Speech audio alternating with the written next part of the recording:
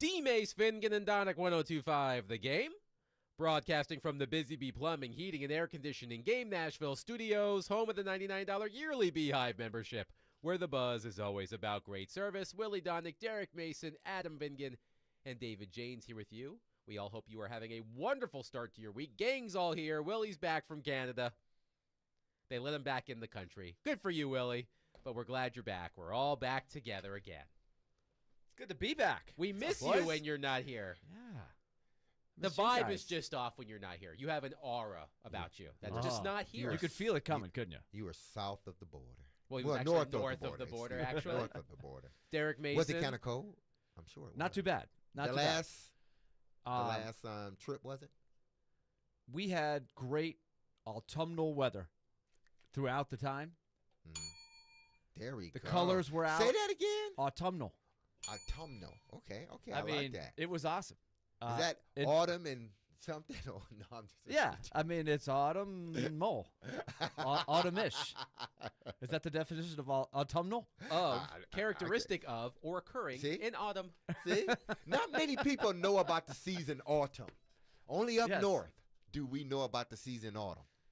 They don't have it down here. Let's just say that trip is much more preferable in October than it is in January. I'm sure it is. Where it just gets frigid. I mean, just brutal. Autonomy is not in the word. I'm just concerned that Derek thought Canada was south of the border. No, it was just a slip up of the we need tongue. to give Derek just Mason an elementary it was school just a geography I test. flipped everything so are we technically north or south of the border? Are they or we? Well, we're south of the border to Canada. They're north of the border to us. Don't go all Kyrie on us. He went to Duke. He took some class that had him thinking the earth was flat when he went to Duke. I can neither confirm nor deny the existence of that class. We've got a lot to discuss. Got a little defensive there, didn't he? Yeah, just a little. We've got a lot to discuss today. Of course, we will get to the Tennessee Titans right here in just a moment. Vanderbilt head football coach Clark Lee will join us at 5 o'clock instead of the usual 4 o'clock. The Commodores, Willie Donick, are ranked in the top 10 for the first time in nearly 80 years after defeating LSU on Saturday. 78 to be exact. Yes, which is nearly 80. And College Game Day will be here this weekend.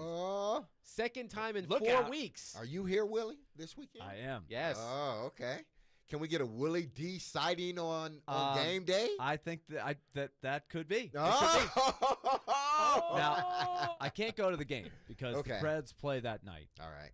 Saturday night in Smashville. Mm-hmm. So I will be perched atop Section 310, preparing for the game and watching the Commodores for as long as possible. But College Game Day, I think there could be a sighting. Oh! If somebody wants to hook me up with a good sign and maybe some tips on where to go, I want in. I want in. The early pre-morning skate. That's going to be. It's going to be the early part.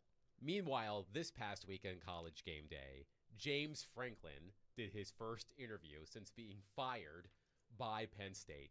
And in the background, someone was holding a sign that says, if I recall correctly, Lane Kiffin poops standing up. So that's what you have to expect when it comes to College Game Day. We'll see what the Commodore students come up with, and I suppose Willie. Well, remember the one other time that they got it was 2008, and they were playing Auburn, and they had the big thing, and the best sign was, you people are blocking the library. I like that one.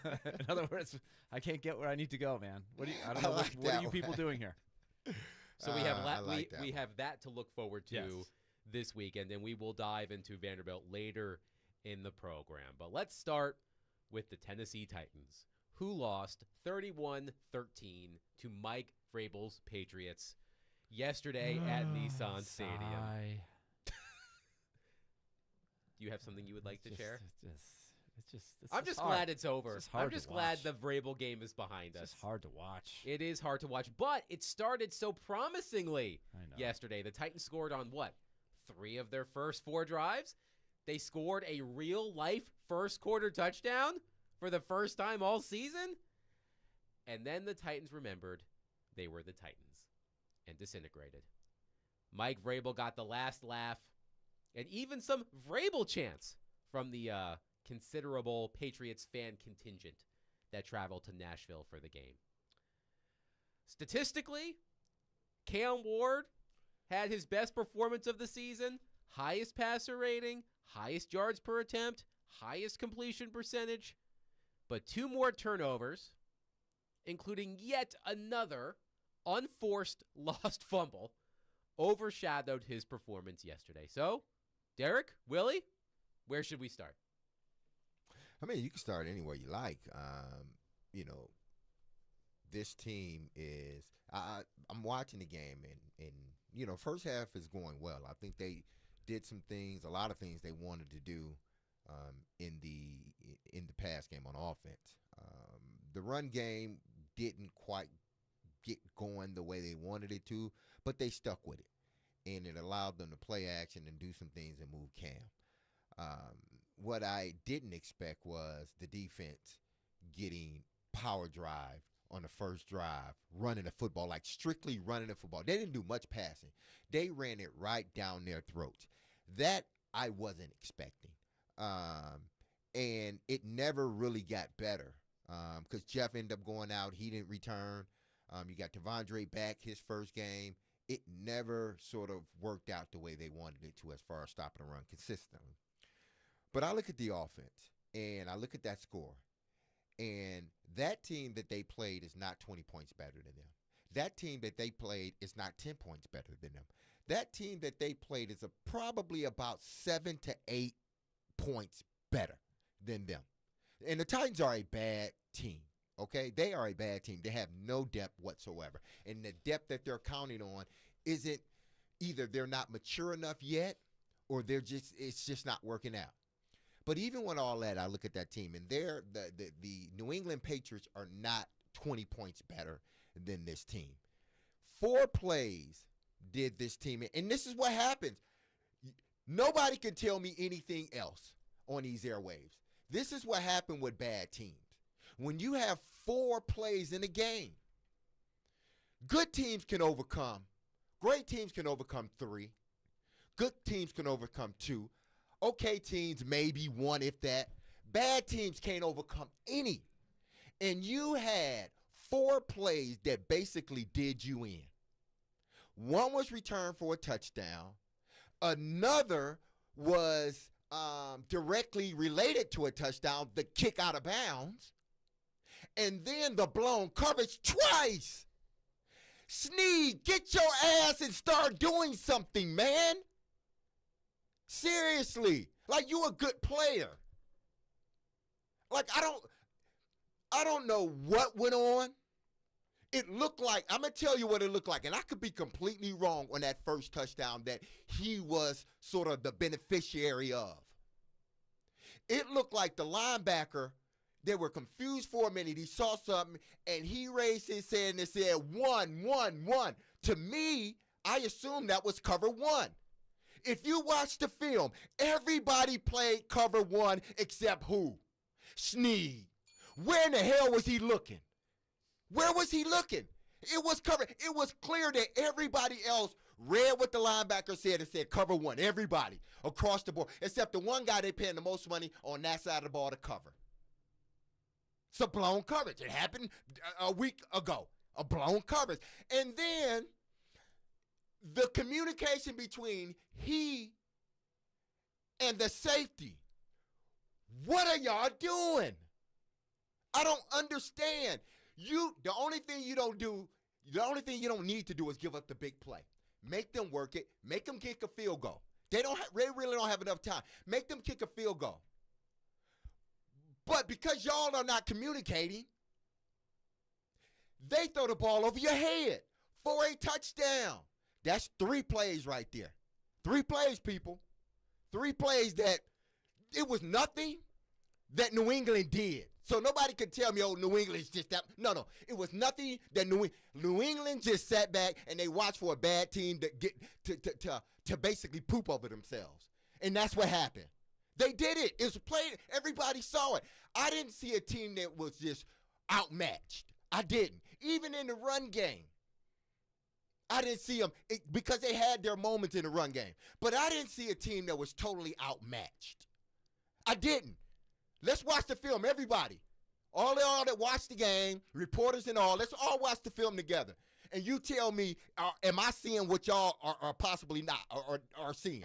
Well, I'm not seeing what y'all seeing. Because what I saw was a bad team. But even with bad teams, when you have 4 plays, you have 2 turnovers, you can call that kick out of bounds a turnover too. That was pathetic. Yeah, but you had those 3 things that happened. I've been in this game long enough. But it was windy.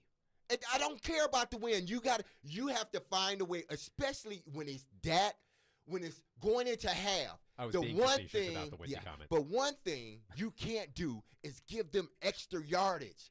The way these kickers are kicking now, I saw the kicker last night kick a 61-yard field goal to win the game. These kickers got bionic legs now. You can't give them any yardage. And he kicked it out of bounds. You can't bad teams can't do things that are going to make their coaches say it all the time. Vrabel said it. We made fun. Don't do bleep to hurt the team. You had 4 plays that hurt the team. Cam Ward, you got to become you got to become more. And I noticed it on the right side of the field with these slants. You got to work with your receivers. Y'all got to get on page because a lot of those passes are behind on the right side, not the left side for whatever reason, but on the right side, those slants are slightly behind your guys. That's happened twice. So they need to get that worked out. And I'm not so much worried about that because I know, like, through time and repetition, they're going to get it. But they're going to have to because the second time it happened, interception. You threw 2 balls behind a guy. Or, fastballs. And one of them gets tipped, and the guy's behind him, and he intercepts it.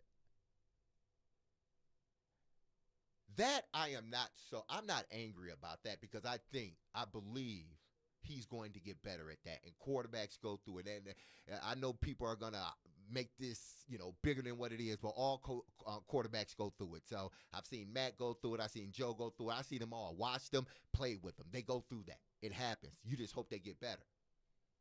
And he needs to get better at that. So I'm not upset with that. But when you're a bad team, you can't do stuff that's going to hurt you and then expect to win. Again, New England, and I think that's a good team. They've risen to the level exactly to where now they are good enough to beat bad teams. Exactly. And they have dominated bad teams. Except for the Raiders. Took them a bit. One texter says, are we going to finally acknowledge Cam's turnover problem, or are we still going to say, are y'all even watching the game? Now, Cam Ward, by my count, 10 turnovers this season, 5 interceptions, 5 lost fumbles.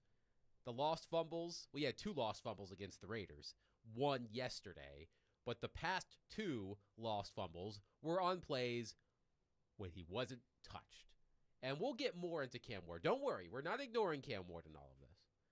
But that is something that we will discuss. That Cam Ward, it was, I hate to say this, it was Levis-esque yesterday on the turnover that led to the Patriots' sack fumble touchdown, which is not an adjective you want to be used to describe your quarterback. Oof.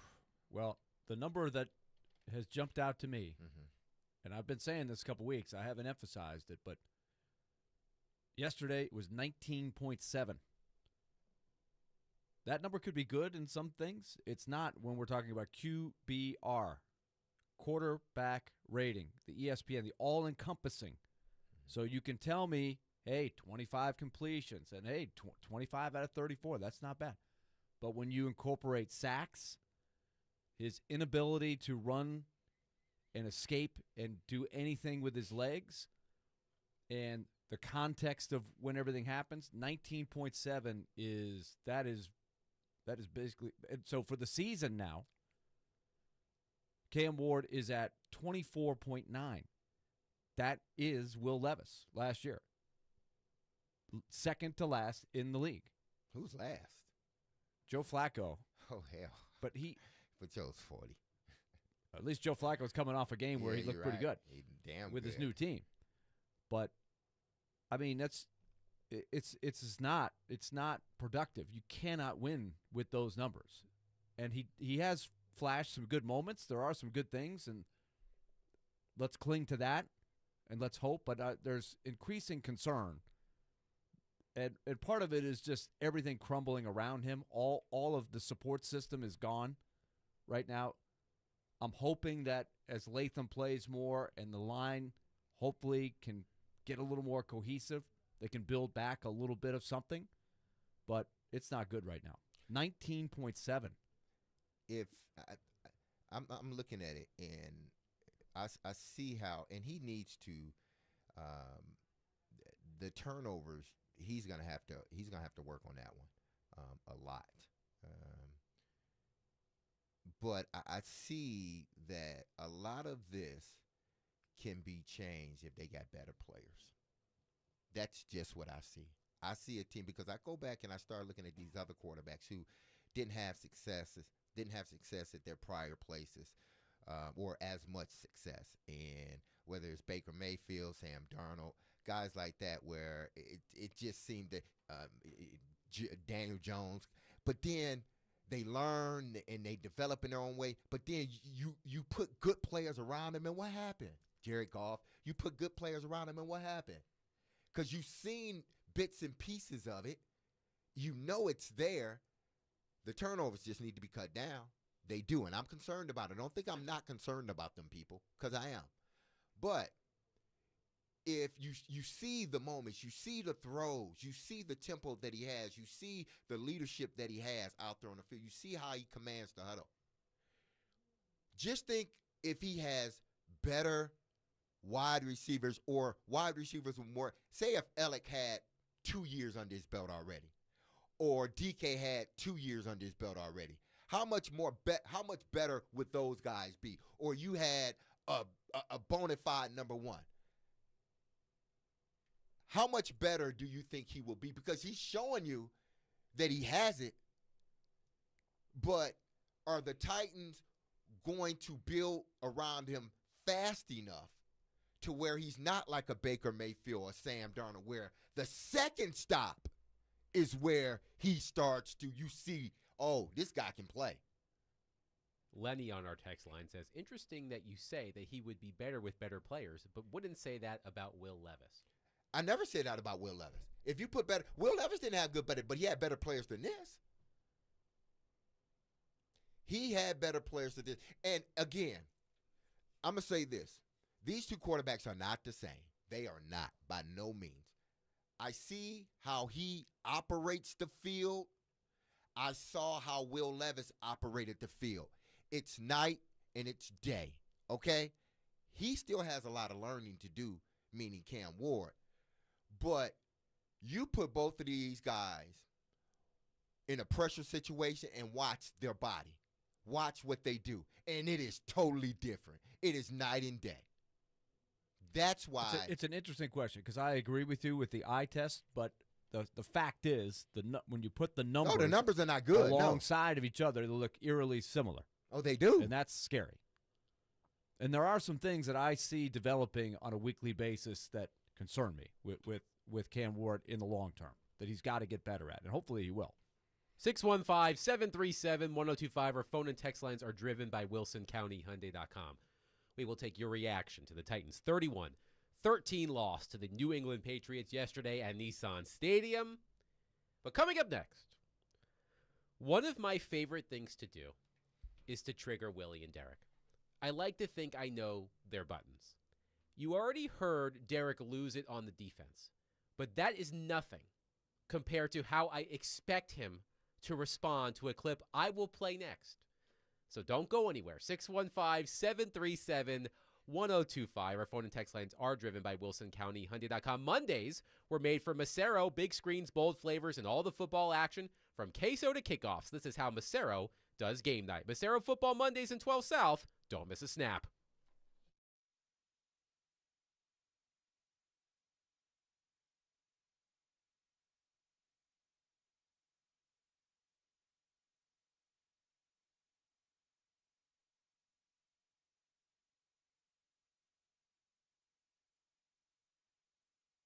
Okay, here's the word from Loan Pronto.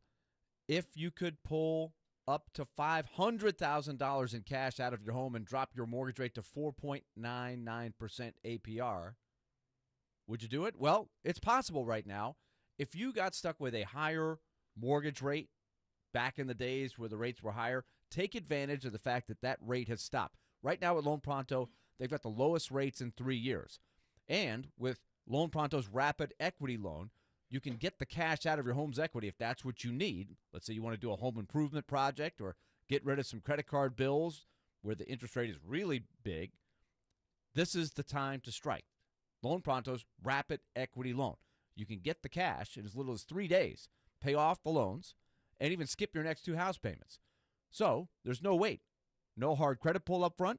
You probably won't even need an appraisal. Just fast, easy cash from the home's equity. Find out more. Rates are at a 3-year low. 615-499-5780 or loanpronto.com. That's 615-499-5780 or loanpronto.com. The instant home appraisal is free. 615-499-5780 or loanpronto.com. Equal housing lender. NMLS 1661781 on approved credit. Visit NMLSconsumeraccess.org.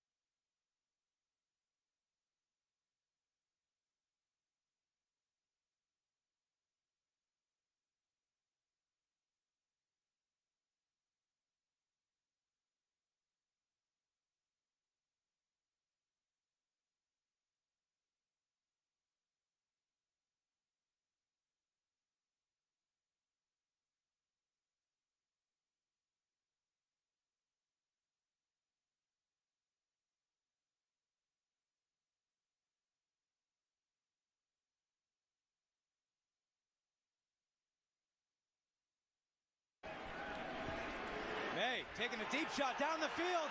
Booty is down there. Touchdown! What a catch! Kayshawn Booty! From LSU. Charles, I'll say it again. There's not a quarterback in the NFL that has thrown the deep ball better than Drake May. And this is one heck of a catch by Kayshon Boutte, catching that back end of the football as he stretches his arms all the way out, almost to fingertips on that left side. That was the call of the Kayshon Boutte touchdown.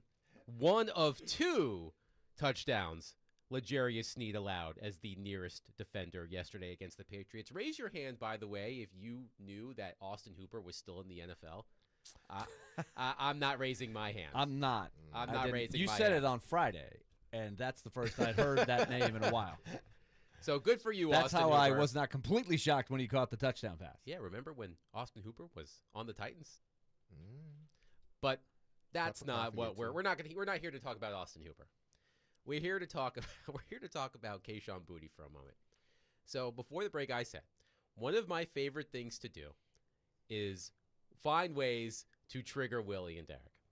For Willie, it's bringing up the Brian Callahan post-draft press conference when he said that the picks don't matter when it comes to finding your franchise quarterback. I know that I will get a rise out of Willie Donick if I play that clip at any time. Oh my God. See if you can still get those picks today. If you redid it, I don't think they would answer the phone. Okay, so Derek makes a point. He mentioned this in the previous segment. He makes a point on Mondays not to listen to any other shows because he doesn't want his viewpoint Influenced, yes. influenced by by no anybody else. So he has not heard the clip I'm about to play. If you thought Derek lost his marbles, not his marbles, because he's got his faculties. If you thought he blew his top earlier when it came to the defense, wait till you hear what Kayshon Boutte said after the game when asked about his touchdown. Oh, my David goodness. Janes, if you please. It's just we talked about it all week, really. Just launching the ball deep, and I think that was one of the opportunities we took. I say really lazy play from the cornerback and safety room on the Titan side of it. So, it's just a play we took advantage of. 2-minute situation, trying to score before halftime so we can come back out and score after. So I think we did a good job. Great throw, great catch. Really lazy play from the Titans cornerback and safety room on his touchdown catch. Derek? Amy's paying him. So Brinkert went and got him. Yep, he's still here. Brinkert went and got him. They said that nothing was wrong with him. He was fine. He would fit this locker room. He played every play in the game prior, every game. He's right for this locker room. He's whatever. And y'all paid him well. And since y'all gave that man that check, I don't think he's earned any of it. And I will say that. Now, they got to pay him. He's going to take it. He ain't no fool. But when you're talking about earning like money, they got to give it to you. You earn the right for them to give you the contract because you earned it in Kansas City. So they had to pay you in order for you to get here. So you earn that right. That's yours. But man, oh man, it's hard to sit here and say, was that money well spent? It really is. Because you have a young man, Boutte balled the other day too. And I think he's starting to come into his own. And I'm watching this play right here that he just completely blew when Barton was like, hey, cover one, y'all. Oh, I hear it. Oh, what coverage is it? Huh? I'm a guess. You're not at that level where you can guess at this point right now. And that's me trying to say it in a way because I don't want, I don't want to call you like trash or something because you're not. But at this point, you're not playing at that level. So you need to make sure that you're doing exactly what they're asking you to do, and you're not. This is a true indictment. And Denard Wilson should have threw something at the blackboard today. That is a clear indictment of what people think of your team, of your defense. That's supposed to be the pride of the team. It is to Jeffrey Simmons, and I'm sure it is to a lot of other those guys up front. And in a second, I'm sure it is. One guy I know it is Jeffrey. But I'm sure it is with Tavondre and all the rest of those guys. But when a opponent says, "Oh, that was lazy football," that's an indictment on your whole team, really. It's an indictment on your defense, but it's an indictment on your whole team. I've never had a damn coach say that or a player say that about a team that I played with. Ever. Lazy? You may have been better, yes, but lazy? And it looked like he too. It ain't like, I'm watching and I'm thinking like Booty's just talking trash. They were running. He was running stride for stride. It looks like what he said it was. Lazy, indecisive, non-communicating defense. That's what it was. That is what it was. And Denard Wilson, man, he should call that whole defense in there. Jeff should do it. Because when an opponent says that, that's saying, man, you got a bunch of lazy guys out there. And we knew it. We talked about it the whole week. He said this. He said, we talked about stuff like this the whole week. That is in it. That's in the. I didn't even think about that. So who you think was telling them that? There's some people that used to play for the Titans. Absolutely.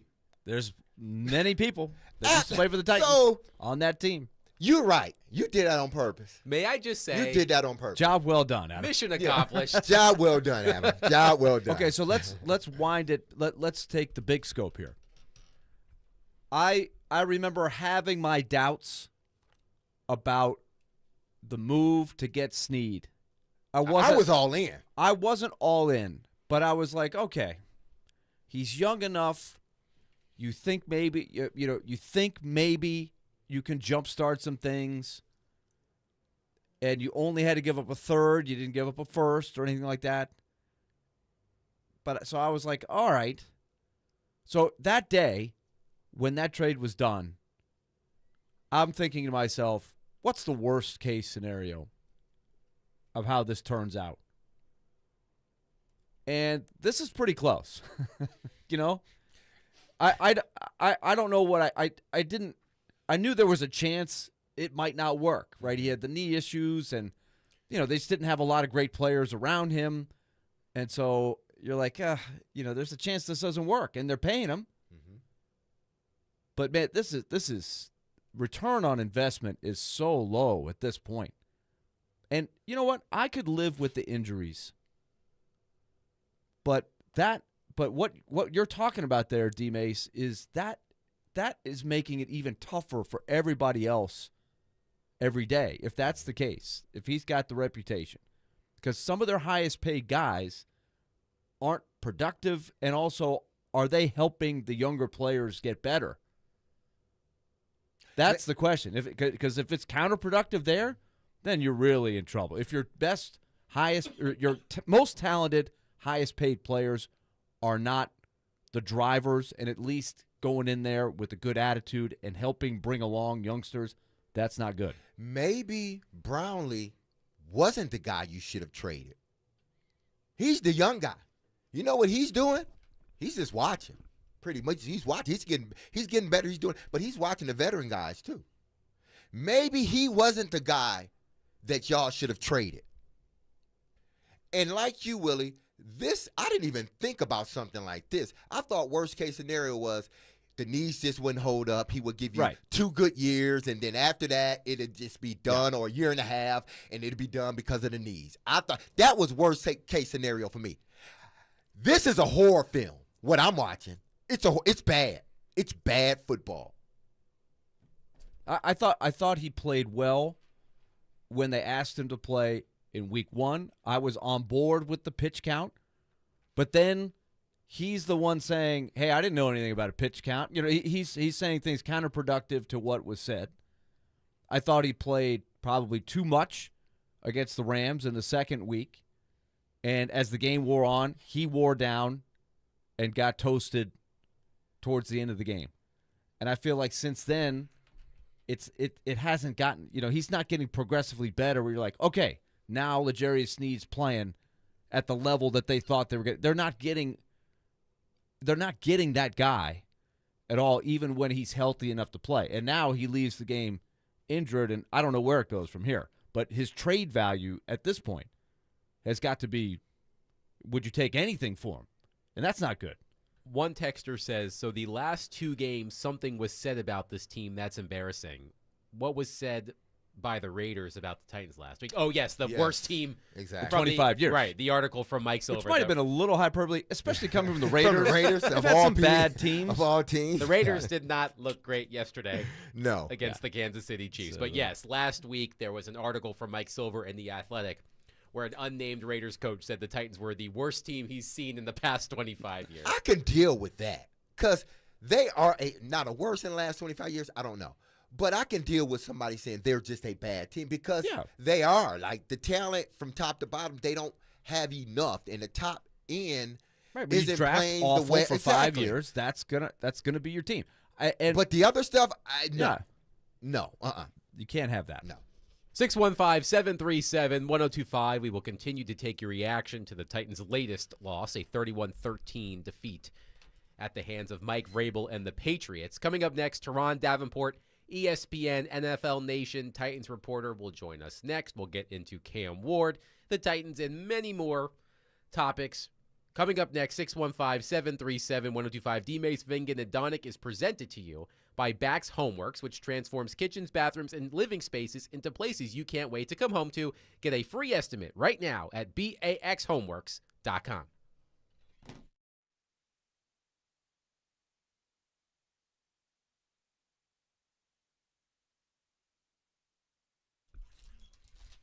Happy Monday, everyone. This is Derek Mason, and you heard me tell you about Dr. Lodge and his staff over at Cool Springs MD for some time. If you set out to lose weight, chances are it's not your first chance or first time, setting some type of goal to shed some extra pounds only to face disappointment. But I got some good news. Because at Cool Springs MD, Dr. Lodge and his team understands the frustration of this cycle, and that is why they offer a different approach to weight loss. Their comprehensive weight loss program is led by Dr. Jeffrey Lodge and addresses the root cause of weight gain with tailored nutrition, exercise, blood test supplements, and more. They will customize a program specific to you and you only. So connect with Dr. Lodge at CoolSpringsMD.com today to schedule your appointment for a personalized weight loss plan just for you. That's Cool Springs MD, where your weight loss journey becomes a success story.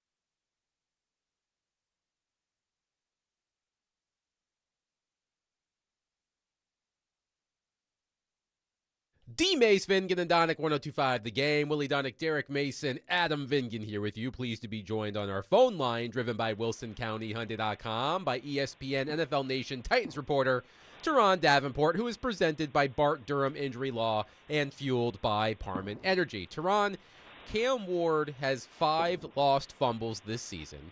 You noted in a story on ESPN.com that Ward had only 3 lost fumbles in his final season at Miami and 13 over his 5-year collegiate career. So, what's the issue, and what has Cam Ward said about it? Yeah, it's kind of an enigma, to tell you the truth. He didn't really say much about it other than he just has to hold on to the ball more tightly. And I think when you look at it, one thing you do have to consider, if you go back and you look at the profile. Now, let me say this. I'm a big advocate that size is not a skill.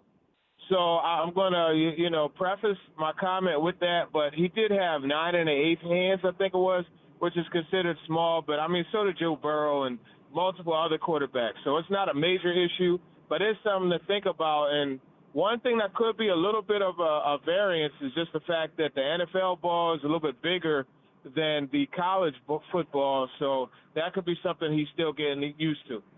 What have you heard about the severity of Jeffrey Simmons' hamstring injury? I haven't gotten anything yet. It's something that they're still looking at, and those hamstrings are always tricky because even if, the initial diagnosis, that could change, depending on like how much stretching and how much you could move it and work with it. It's funny because, that's normally a fast man's injury, and we know Jeffrey Simmons isn't quite fast. But, don't let Jeff hear you say that. Yeah, right. Yeah. But, hey, listen, man, the facts are the facts. TD, have they, because I think we've asked you this before with Cam Ward, maybe during the preseason, about his, I don't want to say inability to run. It's starting to seem that way. I always thought that he just didn't want to run. He would rather stay in the pocket as long as possible. And you see a lot of quarterbacks doing that. But each and every week you see potential opportunities for him to run the football, and he just doesn't take it. And to me, it's almost that he doesn't have that quick twitch lower half that can get him out of situations quicker, and then he can get up the field to run, because there were several opportunities where I thought maybe just run, get a couple yards, get down, and survive the play. But he didn't. Do you think the coaches now with McCoy as the head coach, will they talk to him about that? Yeah, I think that's something they're going to talk to him about, in addition to, believing what he sees and letting it rip, and the whole thing with the ball security. Those are all things that they're going to have to talk to him about. And I don't know. It's weird. It seems like one of those situations where, look, he's a very intelligent person and quarterback, but it just seems like there's a lot going on in there, and like he's not playing his natural self. That's what it seems like to me. Whereas like he's looking, he's like, okay, yeah, that deep ball is there, but you know what? Coach is telling me to take the check down if the deep ball isn't there, and then, oh, well, wait a minute. I want to make sure that I'm running, I'm scrambling to pass as opposed to just scrambling. So it seems like there's a lot going on in there. One of the guys that I think he really needs to watch a lot of is Donovan McNabb. And look, I'm not going to sit here and tell you that he's the same athlete as McNabb was, because he isn't. But I would watch McNabb, because one of the things that he did do very well to me was balance that, hey, I know I could be a threat running the ball, and I will do that when need be, but I'm going to attack the line of scrimmage and still try to throw the ball down the field too. So just finding that balance, I think that's what he has to do, and it's just going to come with reps and with time. Now, did L'Jarius Sneed talk after the game? I know he left the game with the knee injury, but once again, we seem to have these lapses in coverage. On the first one, I think, well, it may have been the second one to the tight end that was here. Austin Hooper. Oh, yeah, Austin Hooper. It seemed like Barton was screaming out cover one, and if you look at the play, everybody was playing that coverage except Sneed, and he was the guy. His guy was right in front of him. Yeah, Things like that, yeah. and then the communication between he And these and Booty runs right by both of them. But it's not even that. It's what Booty said afterwards. Lazy play. Wait, are you talking about the post? Yeah, the post. Yes. Okay. Yeah, the post. Yeah, I don't know what happened there. I'm curious because the way he was playing like that outside in kind of look almost made me feel like he was expecting some help over top from the safety. You know what I mean? And that's something that we're going to have to tomorrow, 11 a.m. Yeah, Denard Wilson, we got to ask him about that because I'm curious as well. That's one, and then like you said, the lazy. You got to be on point. I know Keyshawn Butte is not a guy that you consider a burner, but he's an NFL receiver. You know what I mean? And there was Xavier Restrepo was wearing number 9 in practice last week for a reason. So he's a guy you got to be aware of. Now, I'm glad you mentioned the Austin Hooper touchdown because that one was just a classic, very, very good play design to attack a particular position. And it was designed to attack the right cornerback in that situation. You have Stephon Diggs on the right side. He goes right to left motion, and he's just outside of Austin Hooper, right? And he releases to the flat, and Hooper darts to the back pylon. And the way that's set up, because with the motion, and now you got a different guy in your area, so it's like, oh, wait a minute, you know what? Let me figure, I got to go to flat. And you're just kind of banking on a miscommunication there, and that's what happened. And it wasn't miscommunication. I can't say that for sure. There was a hesitation. You could see that, and that's what allowed Hooper to get behind. He made a darn good play because Drake May, it was a bad throw, and Hooper made him honest, and that was a good play. But, like, that kind of stuff, I was sitting here getting chills and excited about it because I love when you get that degree of play design. Teron Davenport is with us. Teron, so much to go over. I want to ask sort of a general question. What seemed different to you? What did Mike McCoy try to do differently to give them the bump? Because early on, they had some success in the game. Yeah, what were some of the things you saw? Well, first of all, I guess, Cam, he checked out of it. I'm assuming he checked out of it. They didn't run the ball on first down, the first play of the game. So that's a great thing. I think the difference was just the start. I mean, they got off to a 7-point lead. It was their biggest of the season, which is terrible in itself. But I think it was the start, the sense of urgency. I think that was the main thing. And that was something that Tajay Spears said today that Mike McCoy really preached, this positivity and urgency. So I would say that. How do you think T'Vondre Sweat looked in his first game back? Yeah, took a little time to get back in the mix early, but he ended up getting his sack, did his little dance. There were some times where he was getting moved out the way. You could tell fatigue was a bit of an issue. And I think he was solid, but I mean nothing really game changing. So I'll put it that way. Yeah, I agree. I'm hoping that there's more levels, but that wasn't a bad start, I thought, and I like how they just kept throwing him out there because he's just got to play, right? Yeah, he's got to play, especially with Simmons' status the way it is. He's got to play, and he's got to not only play but be impactful. We had a discussion before you came on, Teron, about when your team is struggling, you see who continues to play hard and is noticeable even when the game's wrecked, right? The game's unraveling. I think Cedric Gray, Jeffrey Simmons, and Barton. Those are the three guys that I admire how they continue. And of course Simmons got hurt and things really went downhill when he went out. But Gray and Barton, I think are winning players, right? I'm looking at that going, that's a team that's struggling, but I like how they continue to compete. Yeah, I think Barton is one of those glue guys, as they call it. He's one of those character guys that you need in the locker room. Actually, he told me after the game that he spoke to the team on Saturday, and he shared something that his family goes by, which is that, winners win. And he said it's time for them to start winning. Obviously, it didn't happen, but that was one of the things that he told me. He delivered that message. It's a way to try to keep guys on the positive side of things. So you do have that. And when you look at Cedric Gray, man, just you talk about a guy who just knows where the football is, and he always finds it. And I really like the way he's played, and it's been pretty cool seeing him just kind of get comfortable and getting in the swing of things after a tough rookie season.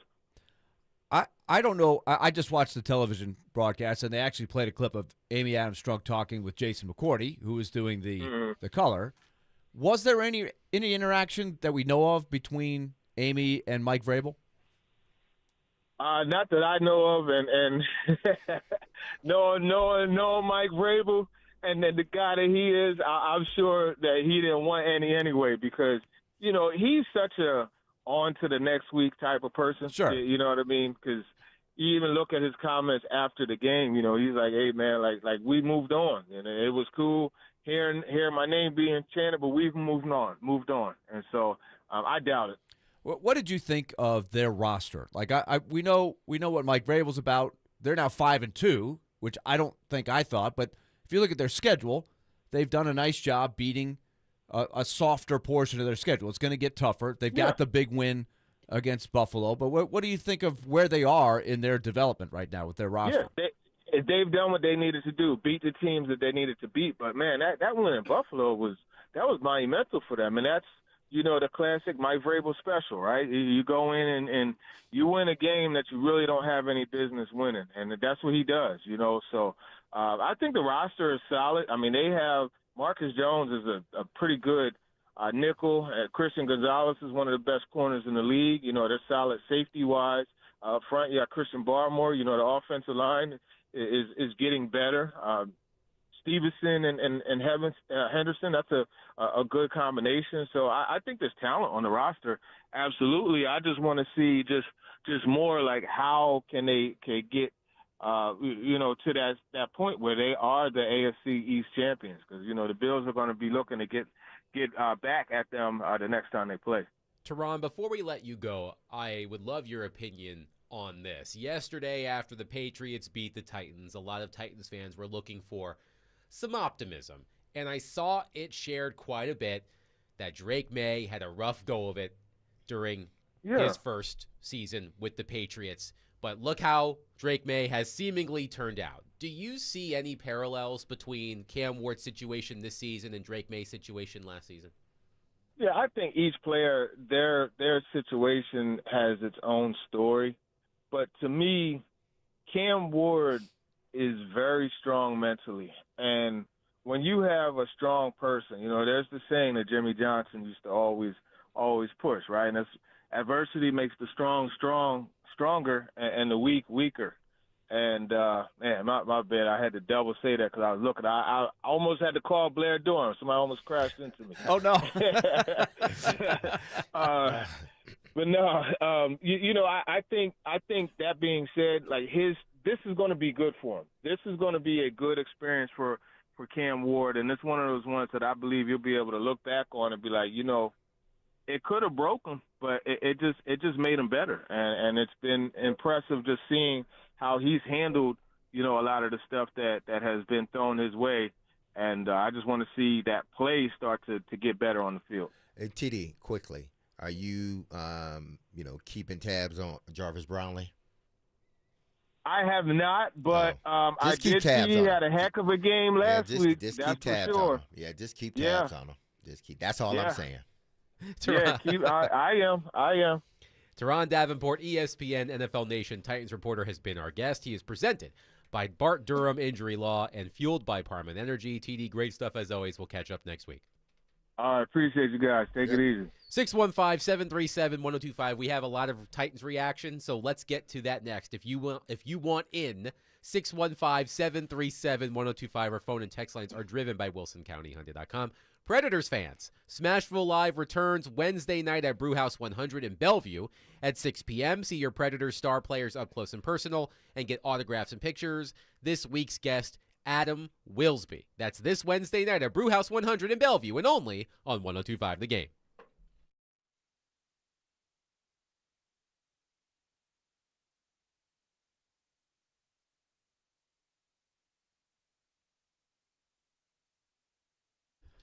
All right, let's talk F&M Bank. Banking made easy on purpose. They sponsor our Take It to the Bank segment every Friday at 5:45. We have a lot of fun with that. But F&M Bank has a very simple motto. Your life is complicated. You get that buzz of that day-to-day going. You've got your family to take care of. You've got your finances to take care of. They want to take some of that burden off. That is what they try to do. They want to build a relationship with you. You want to have somebody you can contact if something comes up, right? Hey, my bank statement, I looked at this. What's going on? Can you help me with this? That is where their personal touch is big. And that's what they want to build, a relationship with you. They have 20 locations in our listing area. Go to myfmbank.com and find out how they can help you. They're right in the middle of your community. Small towns like Springfield, Mount Juliet, places like that, and then right in the big part of Nashville on West End Avenue. myfmbank.com. We'll take it to the bank every Friday at 5:45. So keep it right here on 102.5 The Game. Remember, FDIC.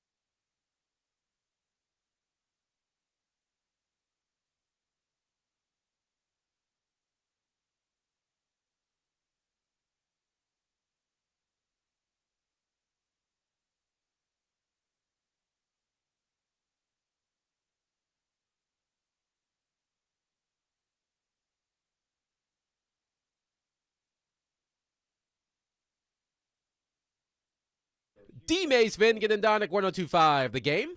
Broadcasting from the Busy Bee Plumbing, Heating, and Air Conditioning Game Nashville studios, home of the $99 yearly Beehive membership, where the buzz is always about great service. Willie Donick, Derek Mason, Adam Vingan, and David Janes here with you.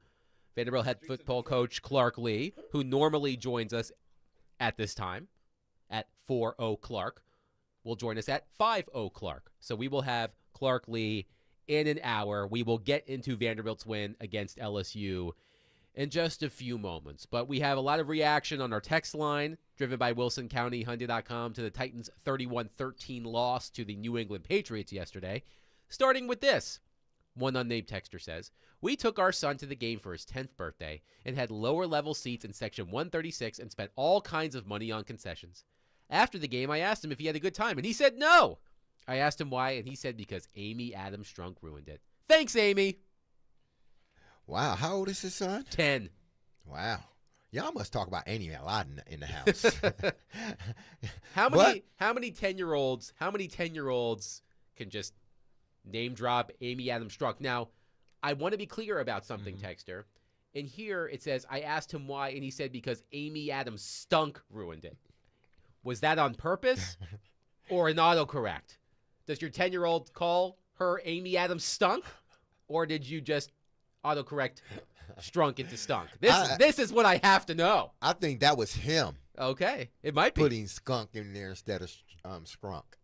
Well, Scrunk. Words are hard. Words are hard. Although Willie Donick did say autumnal earlier in the program. One texter, by the way, said, Willie showing that Vanderbilt education. The start of fall is marked by the autumnal equinox. That's from Wayne. Okay. I didn't know about the equinox. Dustin in Hopkinsville says, horrible birthday gift, TBH. You must really love your 10-year-old son to take him to the Titans game because you know they're going to lose. And that is just not a fun facility to try to traverse right now. And by the way, we do have a response. The texter said on purpose, Amy Adams stunk. The 10-year-old referred to her as Amy Adams stunk. That is clever. Tell your son he's very clever. The Drake May thing. I asked Teron Davenport about this in the previous segment. Paul Kaharski wrote a column at his website with the headline, Glimmer in the Gloom. Titans need Cam Ward to mirror Drake May's rise. Now, I will not pretend that I watched a lot of New England Patriots football last season, but Kaharski had a side-by-side breakdown, a statistical breakdown of Cam Ward through 7 starts versus Drake May through 7 starts, and May had the better numbers. But, for example, Drake May had 5 fumbles, 4 lost through 7 starts. Cam Ward, 5 fumbles, 5 lost through 7 starts. Drake May's team was 2-5 after 7 starts. Cam Ward's team is 1-6. Kaharski also notes that last season Drake May had a bad coach in Gerard Mayo, a lame duck coach. He mentions a questionable offensive coordinator and Alex Van Pelt. So I think there are some Titans fans who are hoping that what happened to Drake May year over year will happen to Cam Ward. But remember, they sat Drake May for how many games? Not long. Not long. He played. They got Brissett out of there. He did not play in the first. He threw 8 passes in the first 5 weeks. Yeah, so he did not play in 4 of the 5. I'm assuming he came in garbage time in the other game. I don't think he started that game. So they waited. So there was a little bit more of they put the Jacoby Brissett security blanket out there for a few weeks. I don't know how much that helped them, but we showed the stats. We gave you the history. What I'm saying is, Willie, I don't when you know. let the guys sit and watch a little bit, it helps. I don't know if 5 games, how much that helped Drake May because he still had his ups and downs when he got in. The numbers look a lot better to me. So I would be thrilled with these numbers if Cam Ward had these numbers. What, at the end of his rookie season? I'm looking week to week. They didn't win a lot of games. Just think how faster that would have been expedited had he played the first week. He also didn't start the last game. Drake Was May. he hurt? No, the Joe Milton show. Remember? Yeah, that's right. You're right. Joe Milton delivered the number 1 overall pick. It's exactly. Joe Milton's fault that Cam Ward is here for some of you. That's what some of you might be saying. But nevertheless. No, but I get what you're saying. Here's the biggest difference I see between the two. Drake May yesterday had 8 runs for 62 yards. And key runs at key times. You think you might have them? There was one play, I think it was Cedric Gray that came right up the middle, and you're thinking, they might have a big sack here. Take him out of field goal range. He escapes, he runs, first down. I don't know how many of the 8 runs, I don't have it in front of me, created first downs, but they were effective runs. He also got sacked, too, so doesn't that take away some of his rushing yards? Not in the NFL. In college, in college, right? That's a college rule. You're right. But Drake May is a good runner. Cam Ward has not had 8 effective runs all year. Cam Ward, as a runner, okay, and this is just what we were told is he runs well enough. He has -6 running yards in the last 3 weeks. He has 0 running attempts in the last 2 weeks. And when it's time for him to get out of a pocket, he has no escapability. That is a huge concern of mine. I don't know how many people are seeing that. He's not strong enough to push through that first wave if a guy grabs him. He's not explosive enough to get away from defenders who are in the area. And then there are times, D-Mace, where I think you see that there's vision sometimes where it's an instinct. I can go. I can run. Mm-hmm. So I think there's vision and there's also explosiveness and strength.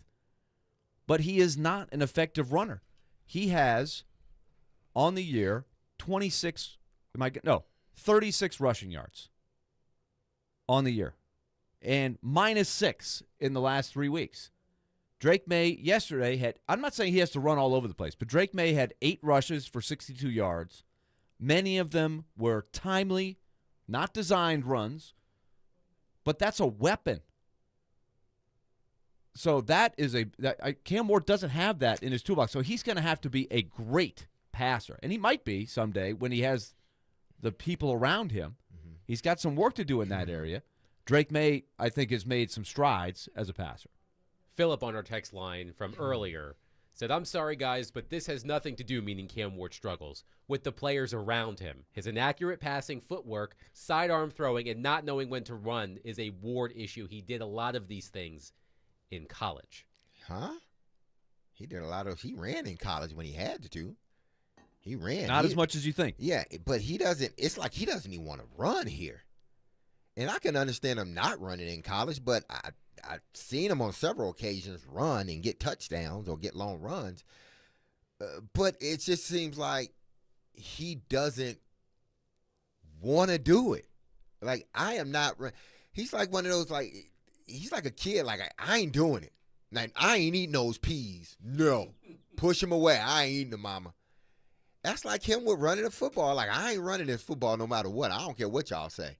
I am not running. And he's hurting himself and the team at times when that doesn't happen. But, yeah, the inaccuracies, to me, I think is more so to the right side, him throwing to that right side, because he has thrown 2 tip interceptions to Alec Eilmaner against Houston in the last game where the ball tipped off of him and went into the defender's hands. And it's both of them have been on the right side, and some of his throws that have been behind receivers have been on the right side. I'm not worried about the sidearm throws. All quarterbacks, they find angles to throw the football. I'd rather have a guy that can throw different angles than a guy that can't. So that I'm not worried about. But yes, and I said at the beginning of the show, I said they need to work on that, because we've had 2 interceptions off of that. You not being on sync with the receiver and you throwing it behind him and him tipping the ball. It's happened twice, so they need to work on that. Let's go to Mike on our phone line, driven by WilsonCountyHunting.com. Mike, thank you for calling. Please go ahead. Hi, guys. Can I ask a quick question? Of course. Yeah, go ahead. When Vrabel came into town, we knew that, and he knows the team, and he knows the management. Now, last week I said, well, what if we just kind of throw the football around and let's get back to basics, and because he knows us. Otherwise, are we going to stick to the script of Cam Ward does this, does that, move your foot here, move there? And if we stick to the script, I said we're going to get beat, and we got beat. So we're not going to the playoffs. We're not going to Super Bowl. Why isn't it that we can't just now with an interim coach, Mike McCoy, kind of change things up? We don't have to just throw the playbook out like I think we should, but can't we just change things around for the rest of the season and help Cam? Thank you for the call, Mike. Thank you. One, you can't change the playbook. I mean, you do that, you just might as well sabotage the whole – you're sabotaging your whole team. That's like you in war and you changing the playbook in midstream. It's like we went over what we had to do, the recon. We did everything, and now you changing it up all of a sudden. How do you expect us to win? It's the same thing out here on the football field in a sense. It's like you can't – I know the playbook, it's expansive, but you can't say, well, the new coach come in the middle of the season, let's take that playbook and put some other plays in. You can't do that. Now, what I did see, they didn't stick to the script. They didn't. That was a team that in the first half, they were moving the ball. They were doing things. They were doing opposite of what we had seen them do the first 5 weeks of the season, with the exception of one quarter.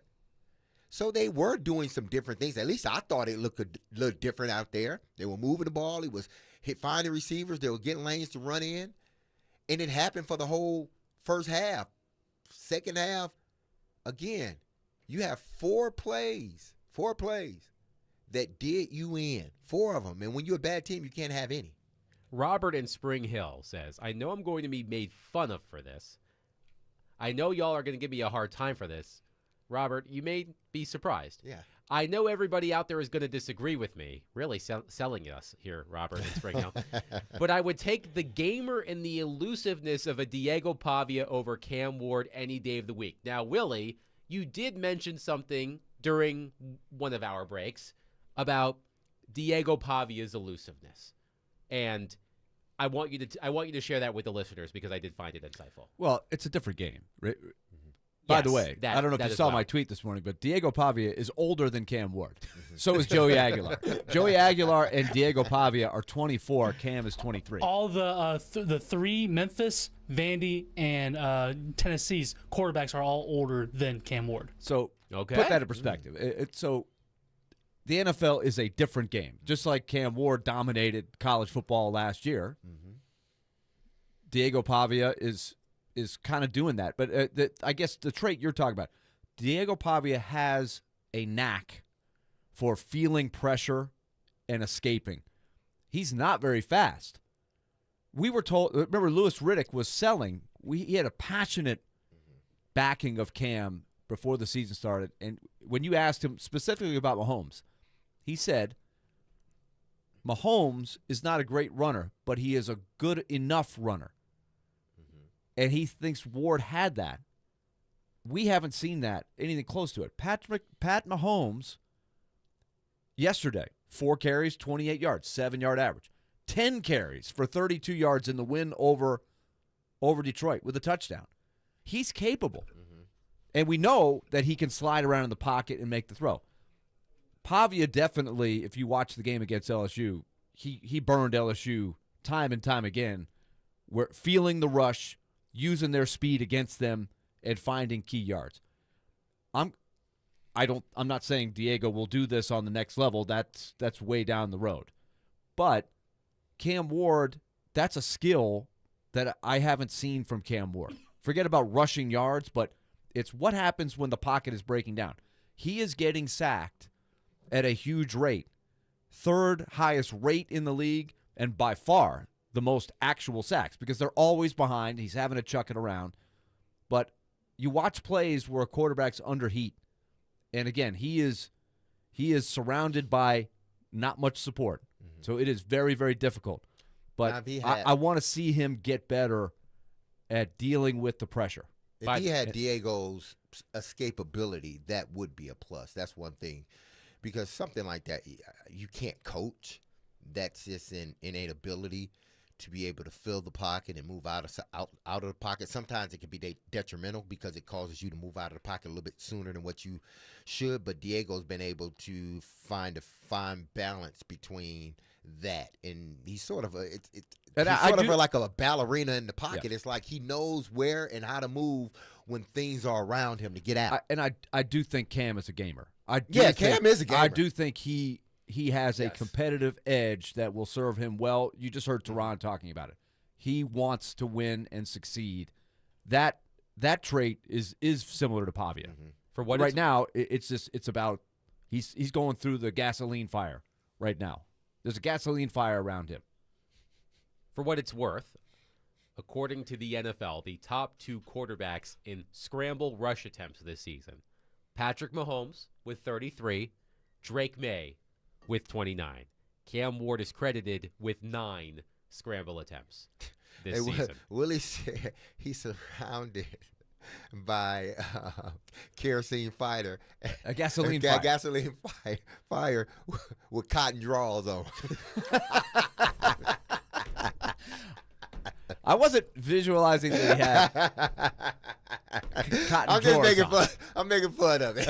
It's like he's bound to get burned. He does soon. that, but I don't know if he's got the #1 hazmat suit or fireproof suit that he that is available out there, he needs some help. Let's quickly go to Dustin in Hopkinsville on our phone line. Dustin, thank you for calling. Go ahead. You know it's bad when you're talking about what kind of draws. That is where we are, Dustin. No, hey, before I start this, like, I still got Cam Ward's back.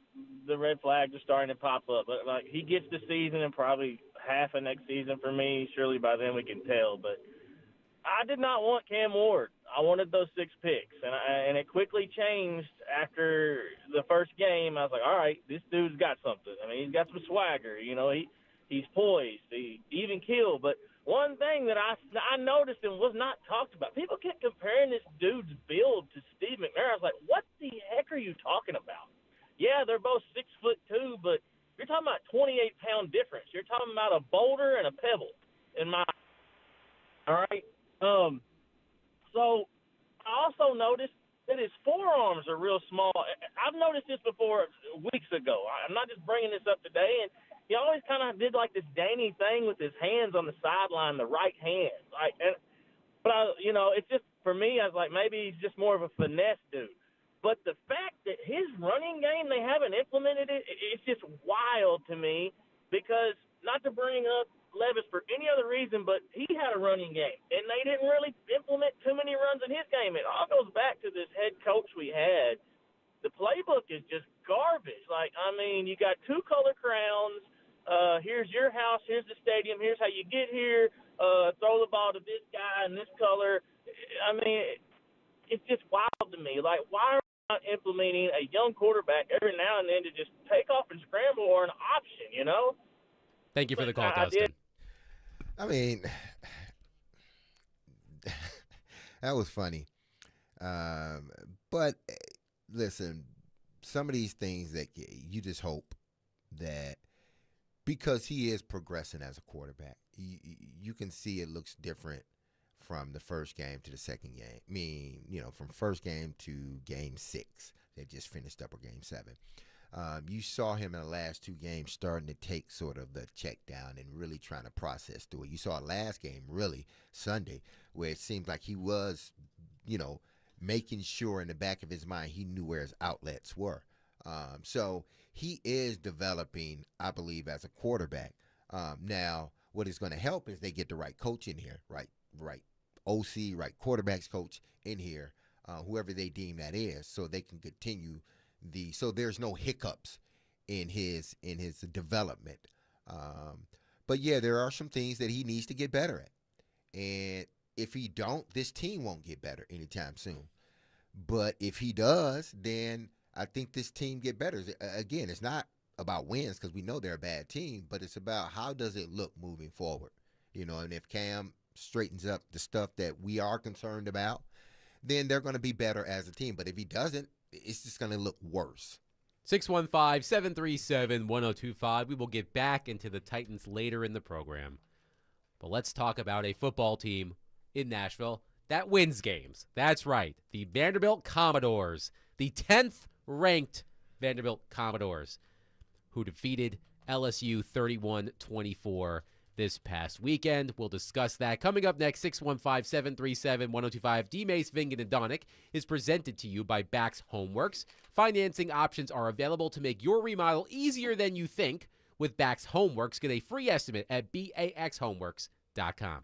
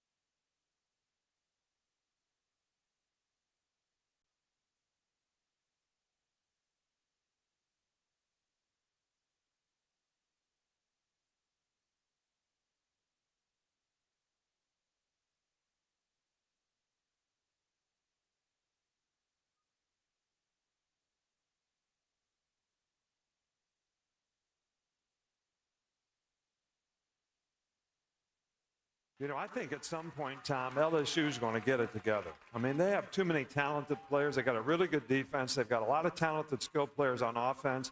They got a really experienced quarterback in Neshmeyer. I got to go with LSU on this one. Have you ever picked Vandy?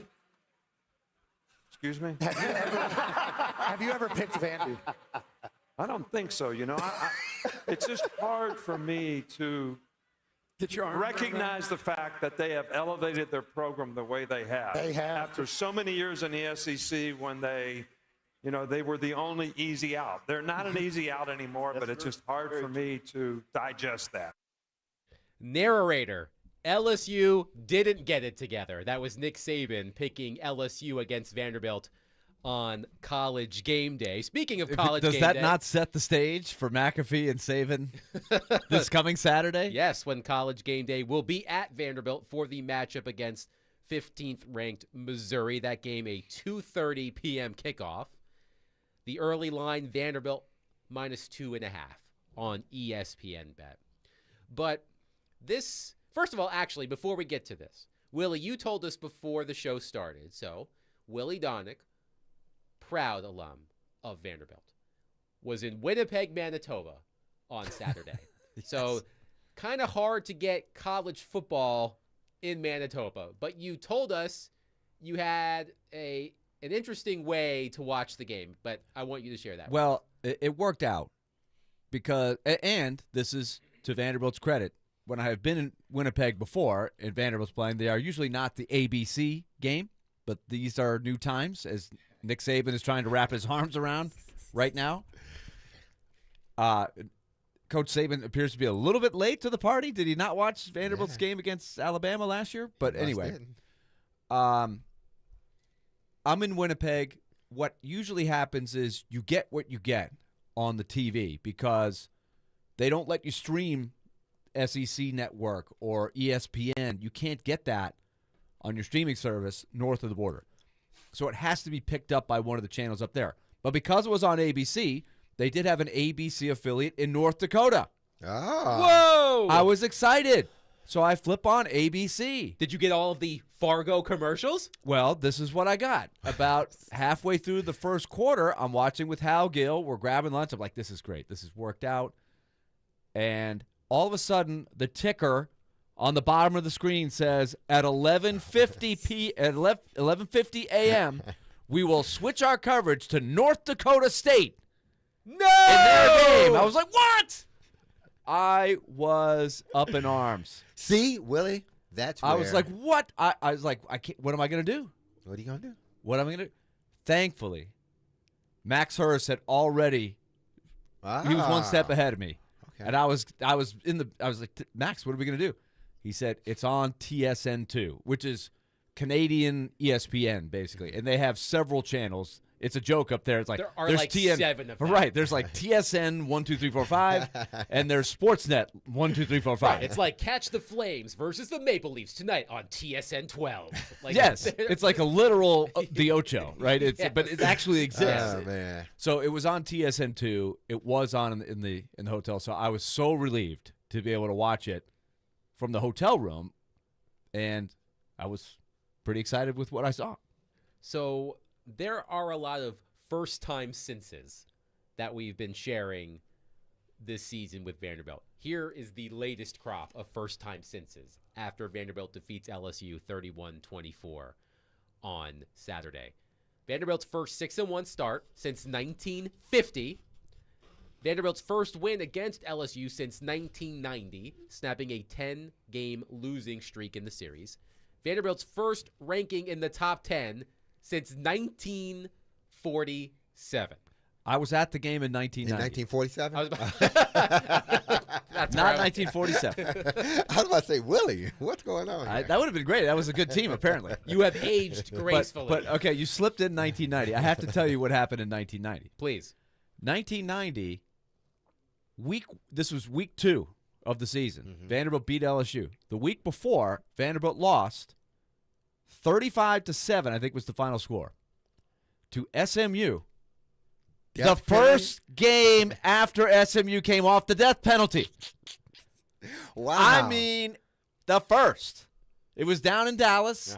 Everybody's like, okay, we'll get a win against SMU. They had like 50 scholarship players. They hadn't played a game in like 3 years. Not a single game. They destroyed Vanderbilt. Oh, my goodness. Vanderbilt comes in. The home opener is this game against LSU. Vanderbilt leads in the final play of the game. LSU throws a Hail Mary in the end zone, catches it with zeros on the clock. Game over. LSU wins. Flag on the play. Offensive pass interference. And Vanderbilt wins. And everybody celebrates. That was Vanderbilt's only win of the year in 1990. So times have changed. Did you think y'all were going to win a lot after they won that game? I was like, hey, here we go. Bowl game, baby. We beat LSU. It didn't happen. How quickly did it change? It didn't happen. It did not happen. Oh, man. That was unfortunately, Watson Brown got fired at the end of the season, and they brought in Jerry DiNardo, who ironically did well enough at Vanderbilt to take the LSU job a few years later. Here is a sentence that I never thought I would utter. Vanderbilt is a serious college football playoff contender. First of all, let's give it up for Diego Pavia. He was outstanding on Saturday. 0 turnovers this time around after having 2 red zone turnovers against the Crimson Tide a couple of weeks ago. And we'll ask Clark Lee about this in about 30 minutes. But to use the word you used earlier, Willie, we know that Diego Pavia is a gamer. But the fact that he was able to shake off the game against Alabama because he bore the brunt of that loss and to play the way he did was remarkable. Also keep in mind that LSU entered this game allowing 11.8 points per game. 11.8. That's it. That was the 5th best total in the country entering the game. And Vanderbilt had no issue really scoring against that vaunted defense. So I look at Vanderbilt's schedule. Let's not turn into Coach Willie here for a moment. Let's keep with Vanderbilt fan Willie Donick. The Commodores control their destiny when it comes to the college football playoff. 5 games remaining, starting on Saturday at home against 15th-ranked Missouri. They go to 22nd-ranked Texas on Saturday, November 1st. Home games against Auburn and Kentucky, and then the season finale at Tennessee, which could be a win and you're in college football playoff matchup. And think about the atmosphere at that game in Knoxville, if that's what's at stake. And we'll talk about Tennessee momentarily. But, Willie, even in your wildest dreams, you have seen Clark Lee rebuild this program. But I have to assume that even you weren't as sure that this would be the end result, perhaps as quickly as it seems to have turned around. Well, I hesitate to say end result, but after 7 weeks, did I think they would be 6-1? No, I did not. I was confident that they would be way better than they were last year. But with the schedule, 6-1 to me was a little bit of a stretch. But this was the most interesting thing about the win to me. You guys tell me how you felt. But the vibe in the stadium when they won, and I felt it in Winnipeg, I was not stunned. There wasn't this, oh my God, they beat LSU. It was the better team won the game. From start to finish, this is just how I saw it. LSU, I thought Nussmeier played a very gutsy game. He's not 100%. He can't move. They pounded him, and he made some really tough throws under pressure, and they popped a couple of long ones. Mm-hmm. Had it not been for that, I think Vanderbilt could have run him right off the field. And it was so impressive how they carved. I didn't think they would carve up that defense the way they did, but they just carved up LSU's defense. But at the end of the day, for them to win, it wasn't a shock. There wasn't everybody just dying to get on the field. People kind of my son was there. He went on the field. Mm-hmm. People kind of just moseyed onto the field. It was not ho-hum. Mm-hmm. It was a big, big win, but it wasn't this, I can't believe they did it. they've gotten to a level to where there's an expected level, I think, of compete. Like they were favored in the game, and they looked like they were a slight favorite. No, they did. That's a new thing. That's a thing for me. This team just seemed like there's a bunch of good things going on in that program right now, a bunch of them, and I know it's sustainable. So I'm not even worried that mentioning it's going to go. No, what they're doing is sustainable. They got something good going there. Clark Lee and his staff. What I saw yesterday was a team that was playing another team that only gave up 11 points. And on offense and defense, they matched them physicality, and they exceeded that. They matched them, and they exceeded that. C.J. Hurd, the safety, he's a good player. And he comes downhill. He comes, and he will lay it on you. He's a good player, young, good player. What is he, a sophomore or something like that? He's a sophomore, I think. That kid's good, and he's physical. He's a sophomore. Yeah, he's physical. That whole unit on both sides of the ball, they're physical. Those offensive linemen are maulers. That's a big part of what they're doing right now. That offensive line's really good. And I've always said this. Show me an offensive line, and I'll show you what your team looks like. Show me your offensive line, and I'll show you what your team looks like. I tell you what your identity is. Just show me. I just want to watch your offensive line play, and I'll show you, and that tells me your identity. Well, their offensive line and their defensive line, that's a physical bunch, and that's their mentality. The quarterback, he's physical. The running backs are physical. The receivers are physical. The defensive backs, secondary, linebackers, guys on the defense, they're physical. Their head coach is physical. This is just a physical bunch, and that's the difference in Vanderbilt now. They got talent, but they still don't have as much talent as an LSU or an Alabama. But they're physical, and they match each team's physicality. And that team, you got to beat them. They're not going to make too many. If they're going to lose, it's because they made mistakes. And what happened? Alabama, they make mistakes. That's how I think Vanderbilt loses games now, moving forward. 615-737-1025. Our phone and text lines are driven by WilsonCountyHyundai.com. We will continue the conversation coming up next on Vanderbilt's 31-24 win against LSU. College game day in town on Saturday. Missouri at Vanderbilt, a 2:30 p.m. kickoff. And, of course, we will talk to Clark Lee at the top of the hour. 615-737-1025. Willie Donick, Derek Mason, Adam Vingan, 1025 The Game.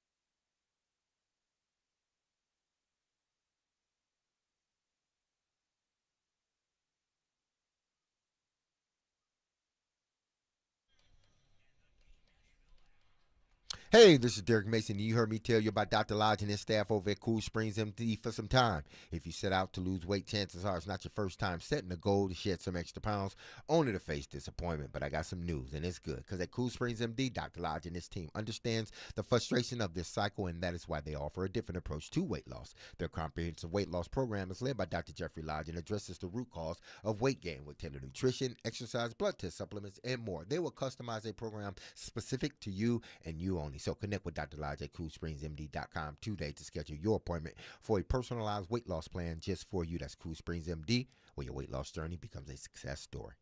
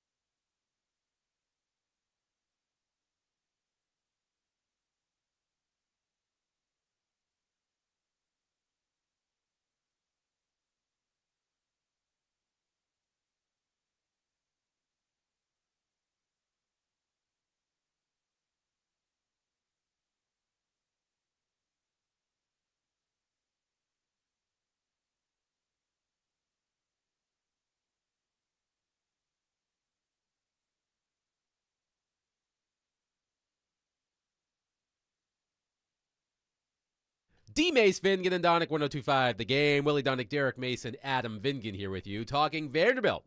10th ranked Vanderbilt. The first top 10 ranking for the Commodores since 1947. Joey from Bellevue on our text line says, Willie, I hope you'll be the guest picker on game day. I'm expecting to see you in the crowd. Willie has said he will be in the crowd for College game day. I don't think a guest picker has been announced. I will formally nominate Willie Donick. I do think that ESPN may choose someone with a little more star power. No offense.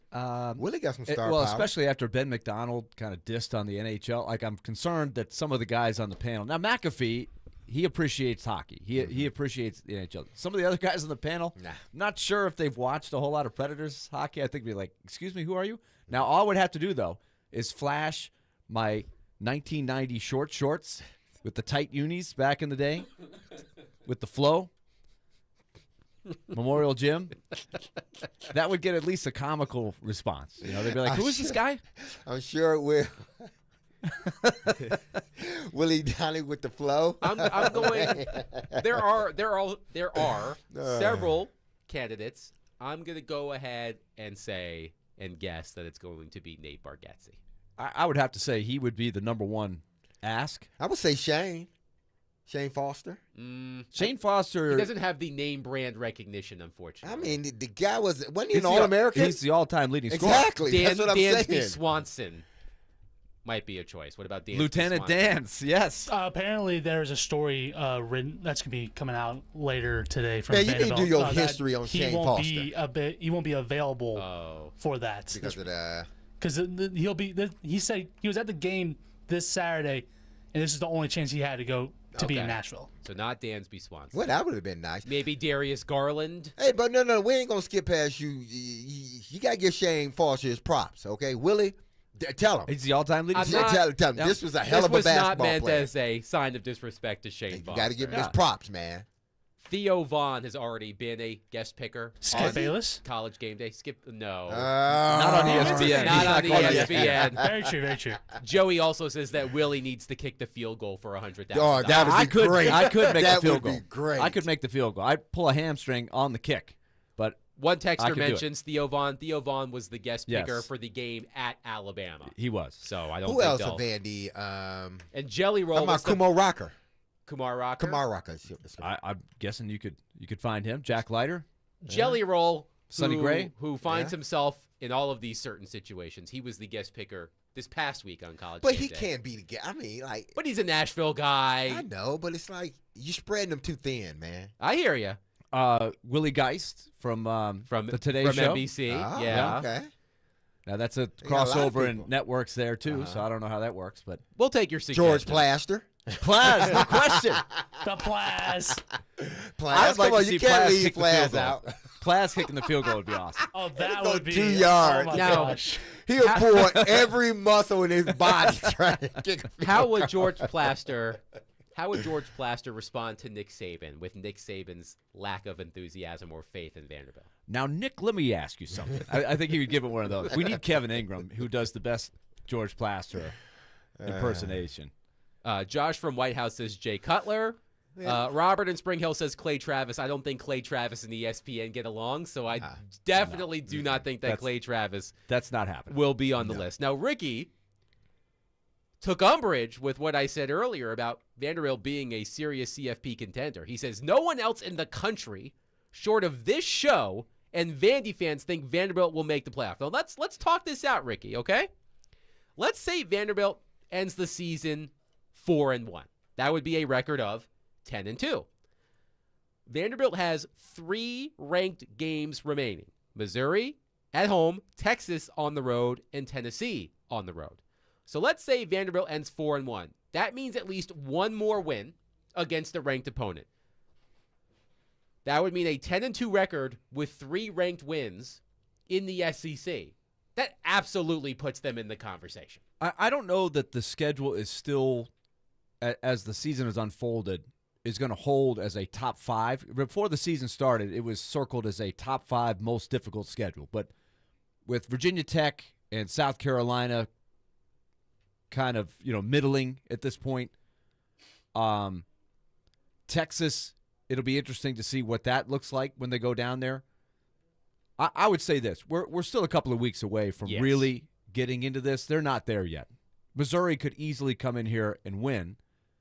Missouri is a very good team. Missouri is playing for Missouri. You could have this same conversation about Missouri. Missouri's got one loss to Alabama, just like Vanderbilt does. If Missouri comes to Nashville and wins, Missouri is going to be right in the middle of the playoff talk. There's still a ton of games to sort out in the SEC. But I do think that each week you watch Vanderbilt, they are going to be in these games. They have a formula that if they play well is going to give them a chance to be in every game that they play. I feel pretty strong about that. Let's go to Adam in Portland on our phone line. Adam, thank you for calling. Please go ahead. So, number one, the answer should be Nate, but that's not why I called. Here's my question, man, because I've been a Vandy fan for a long time too. I was back in the Woody days where it was like, God, it was so like you can get a Vanderbilt ticket for like $6, and so you I paid $6? Games. Like, yeah, you'd actually get $6 and you'd be in the end zone. Like, I would say there were games where somebody would hand you a ticket if somebody was just looking around going, anybody need to go? I got extra ticket. Do you want to go? Do you want to go? Here you go. Right. It was way different than basketball, which was also amazing back in the day. But this is my thing, because they've done the Belichick Brady thing. Was it Belichick? Was it Brady? Is it Pavia or is it Lee? Man, like that's where I'm at in my head, because I'm sitting here going, I don't want to. I've been through the Bobby Johnson days, and God, I mean James Franklin toying with us. It doesn't hurt as much as like Lane Kiffin coming in and stabbing for a year, but still, he gave Vanderbilt hope and then took off. And then even Derek Mason, I know he's on the show, he was not a special coach. And to see Lee, or Clark Lee right now, dude, I'm sitting here like, what's going to happen? Is this going to be a blip in Vanderbilt's history where they're like, they were good for 2 years, or is it the coach? Like, that's my question to you is it the coach, man? Because I don't know. He seems like the real deal, but so does Pavia, so I don't know. I'm very confused. Thanks, Adam. I think it starts with you got to hire the right coach. And the AD and everybody else needs to be on board. That's where it starts. And it seems over the last 3 to 4 years, 5 years, it's been 5 years now, I think, everybody seems to be on the same page. And everybody's pulling in the same direction. And everybody wants the same thing from this program. Vanderbilt look at this program as we shouldn't just excel academically. We need to excel athletically, and that's what they're doing. So if you're asking, is this sustainable? Is it the coach or is it the player? No, it's the coach. The coach has to set the foundation, just like Saban. Saban had to set a foundation and get everybody to buy in, and then everybody after that, they knew what they were coming into, and they knew a standard that was set by the previous players. The players right now are setting the standard for what the future players will have to abide by. So it's the coach, it's the coaching staff, but it's also Candace Lee and everybody else that is on board with this program being the best, and they mean it, being the best program in the SEC or in the country. You might as well say the SEC, because if you're the best in the SEC, people think you're the best in the country. But it's the coach, the coaching staff, and the foundation that they're laying, and it's the players that are the messengers. And they just got to keep on passing this message down from player to player to player to player. And the next guy that comes in, the next freshman that comes in here, or the next transfer that comes in here, they know a level that they need to stay at now. It's no longer we going to Van. Oh, man, I hope we win 1 game, 2 games. No, you come in now, and it's like, no, that ain't even in our thought pattern anymore. It's about championships now. Diego said it, and we laughed. Well, I didn't laugh at him, but people laughed at him. And he meant it. Paul Feinbaum absolutely set him up to just make fun of him, basically, when he said, national championship. Mm-hmm. But that's what they believe. Right. They've changed the belief. They've changed what they can do. And you did a great job, D. Mace, of laying out why, because it's resources. They've now – this is a new era, to go to the caller's question. This is now a new era of college football. It's a different game that you're playing, the transfer portal, the resources, the NIL. But it is a great question for another time, is after Diego Pavia leaves, who's the next guy? There's not really an heir apparent on the roster right now at quarterback. So they will, I'm guessing, go into the portal to find their next guy.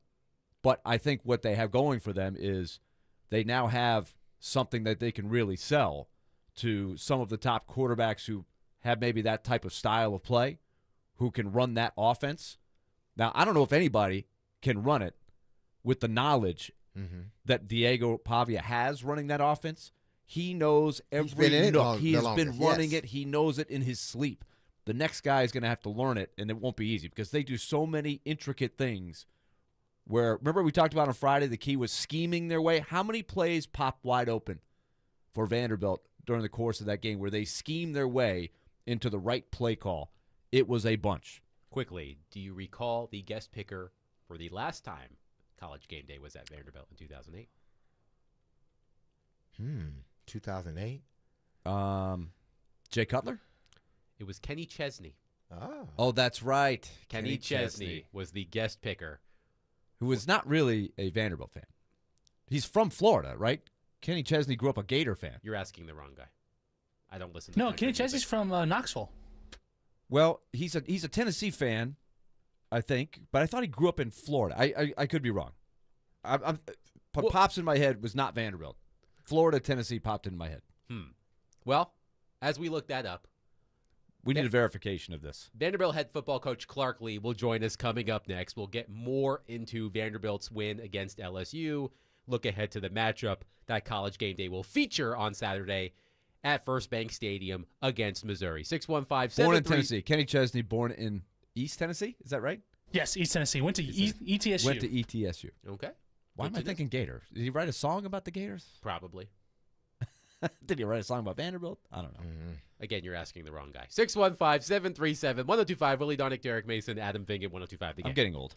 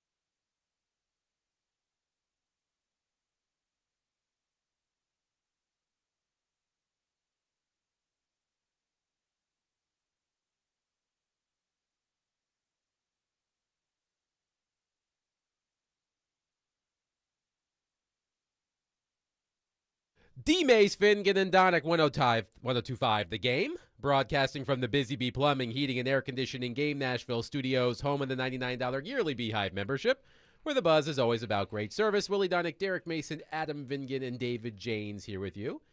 It is 5:00 Clark on a Monday.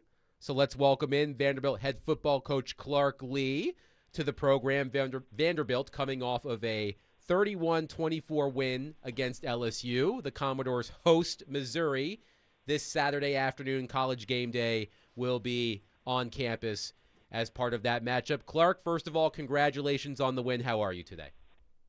I'm doing very well. Obviously, we're back to work on Missouri, but excited about this opportunity this week and, ready to get back at it.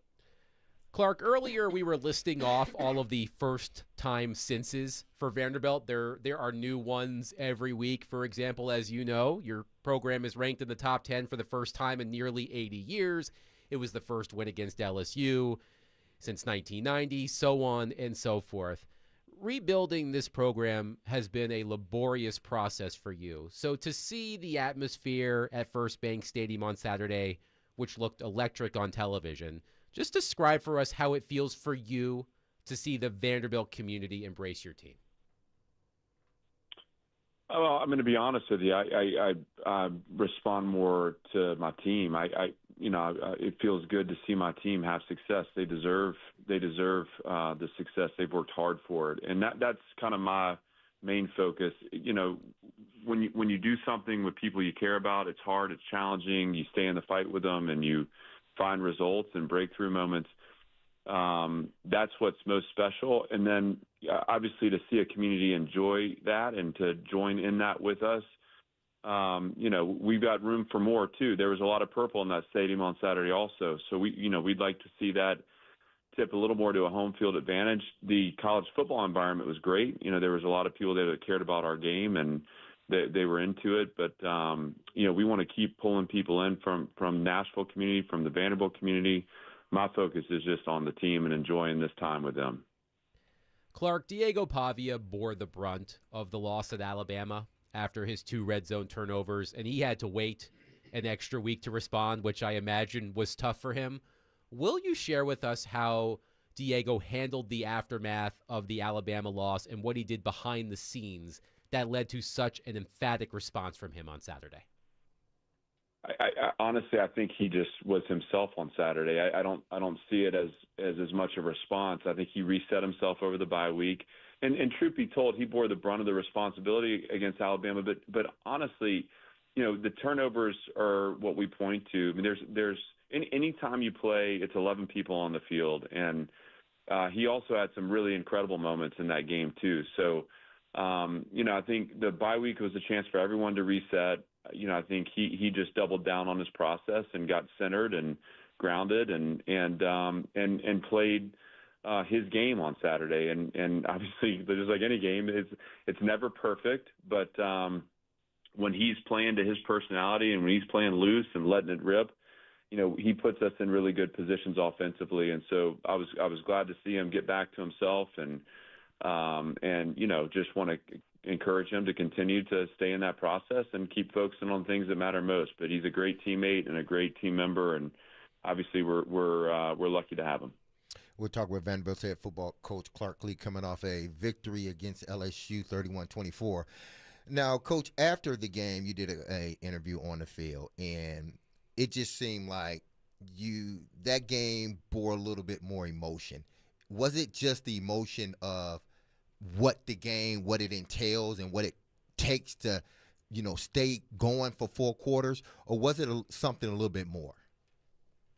I'm impressed that you caught my emotion in that interview. I thought I hit it well enough, but obviously we're getting to know each other a little bit here, D-Mace. Exactly. That's good. I think it's just all of it. I mean, you play these games, you're so in the moment, and I go back to the team. I just care about this team, the staff. There's so much love and appreciation and connection there, and we're giving everything we have, and we're investing in this thing. And there's only so much time in the week that you can actually kind of sit back and appreciate it. And in the aftermath of a big win, there's really nothing that's pressing for me to have to focus my attention on. And so sometimes those moments are the most emotional where, you kind of can just feel the all of it, just the emotion of how far we've come, what we're putting into it, what we're creating with respect to the energy that's rippling out into our community. And so that was it. I mean, I'm very proud of our team, very happy for our team, very happy for our community. And I think the emotion is more gratitude than anything else. Just grateful to be here and to be in this moment with this group of guys. We talk so much about Diego, and rightfully so. He's earned every bit of what he's gotten thus far. But in order to, be a great leader, which he is, you have to be able to lead the individuals, and they have to be able to step up when the moment comes. I saw in 2 separate games where the tight ends were being utilized more than I've seen in previous weeks. One was Georgia. They used their tight ends, and they had some good ones. And you use your tight ends. And Cole Spence, I think he had, 3 catches before the game? Before the other night, he ends up with 5 catches, ends up with 8 for the season. He was a big part of what y'all were doing offensively Saturday. Was it a concerted effort to get the tight ends into the game? We know Eli Stowers is going to get his because he's, if not the best tight end, one of the best. But when you have guys like Cole Spence, big 6'7" guy, catch radius is out of this world, where he can also show that, hey, listen, I need to contribute as well. Well, I appreciate you bringing that up, and obviously we believe in all our tight ends, and that room has become a great room for our offense. Manny and Gabe Fisher do a lot of the blocking and a lot of the thankless work. Gabe Fisher is really more of a fullback if we had those in 2025. Bryson Coleman's had his moments too as a young player that's coming on. Certainly, the thing that I love about Cole's performance is he the entire year. He missed most of the training camp with soft tissue issues. He had a knee coming out of the Charleston Southern game that held him out of practice in the Virginia Tech week. He's not missed any game time, but it's taken him some time to settle in this season. And he's played the game the right way. And you know as well as I do that you play the game the right way, the game rewards you. And Saturday was his chance to be on the receiving end of some passes. He did a great job coming down with them. I thought the first third down conversion he called looked like an NFL catch. I mean, it was a dig. It was thrown high. He went up and got it. It was really impressive. And I can't say enough about this guy, what he is day in, day out for our program, his willingness to do the thankless roles at a high level. And it's no surprise that he was rewarded and that he came through for us in a performance that helped us win. Talking to Clark Lee, head football coach at Vanderbilt, and the telecast was interesting, Clark, and I did get to watch it in Winnipeg, fortunately, because the ABC affiliate up there preempted the game at 11:50 a.m. for the North Dakota State game, and so I had to flip over. Fortunately, it was on TSN2, so I had backup, so that was key. Okay. I was about to panic, but they did a great job, Jesse Palmer in particular, talking about what you do with your offensive line and flip-flop the sides to the strong side. But the guy in the middle, Jordan White, got a lot of attention with his look and just the way he's played. I'm curious how he kind of leads that group of 5 and it keeps together. It's really phenomenal to watch those guys work together. Well, if you sat in their meetings, and I tend to, I'll sit with them, I'll sit with the safeties, I'll sit with the linebackers, kind of how I usually spend my time in our meeting time. But if you sat in the O-line meetings, you would hear him just how he processes the game, how he gets them in the right calls, gets them in the right protections, IDs the box correctly. He's so smart. He's so invested and committed to helping that group. And he starts every play for us that way. So he's an integral part of our offensive success. And, just to watch him operate has been really a lot of fun for me. Obviously, we named him captain because he's earned that. And to have a captain in our offensive line is important. I think those guys have played really well. I think they played well physically on Saturday. I think they pass protected well and given Diego space in the pocket. And so, Jordan's a tone setter for us, but all of those guys, all 5 of them, have really stepped up for us and played well. They gelled together. obviously we're going to need them to continue to do that because if you can't win up front in the SEC, then you can't win games. And really, honestly, Saturday I thought on both sides of the line of scrimmage I was really pleased with the way the groups played. I want to give you a chance to give a shout-out to a Montgomery Bell guy, and you already mentioned his name. Kevin Anglin was the one. Of course, Kevin Anglin, former Vanderbilt basketball player, now the head basketball coach at NBA. He's been there forever now. But Gabe Fisher, I watch him every time he goes in because Kevin called my attention to him. But some of the blocks that he makes, and one in particular on the big run that really puts you in position to win the game late, he's unbelievable with what he does when he's called upon. Well, here I thought you were a hockey guy, Willie, and now you're proving to be a football guy. If you're finding the pullback blocks on the big runs, that's awesome. No, I showed that one to the team yesterday as we were kind of reviewing the game film. Gabe's as good as I've been around at that position, and that's being honest. I like to give him a hard time that I was a little more athletic than he is back in my day, but it's really not true. I mean, the thing he does well, he's physical, he's tough, but he has the ability to get body mass on his blocks and then sustain it. And so he covers those guys up. There's an initial force he delivers, but he's able to stay on body long enough for the back to get through clean. And he really, I mean, he's grown into just a really good player. And when we were recruiting him, I went and watched. I mean, honestly, I was at the game, and we weren't recruiting Gabe, and I kept watching.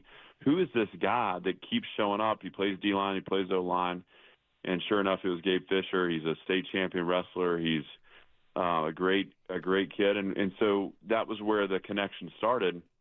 And he's done nothing but come here and excel on the field, off the field, and as a member of our team. So I appreciate you. I appreciate you pointing that out. He deserves some shine, and on an offense where really it's 11 guys that have to do their jobs at a high level. I mean, Gabe is one that we can depend on and count on every time. One theme that the broadcast hit on that they were echoing what you had told them throughout the week was the mentality of playing to win the game, being looser. You went for it on fourth down a couple of times. There was just a lot of confidence. And you mentioned that maybe that was part of the missing ingredient when you guys played Alabama. Tell us how you sort of took the team through that part of it, that mental part of it.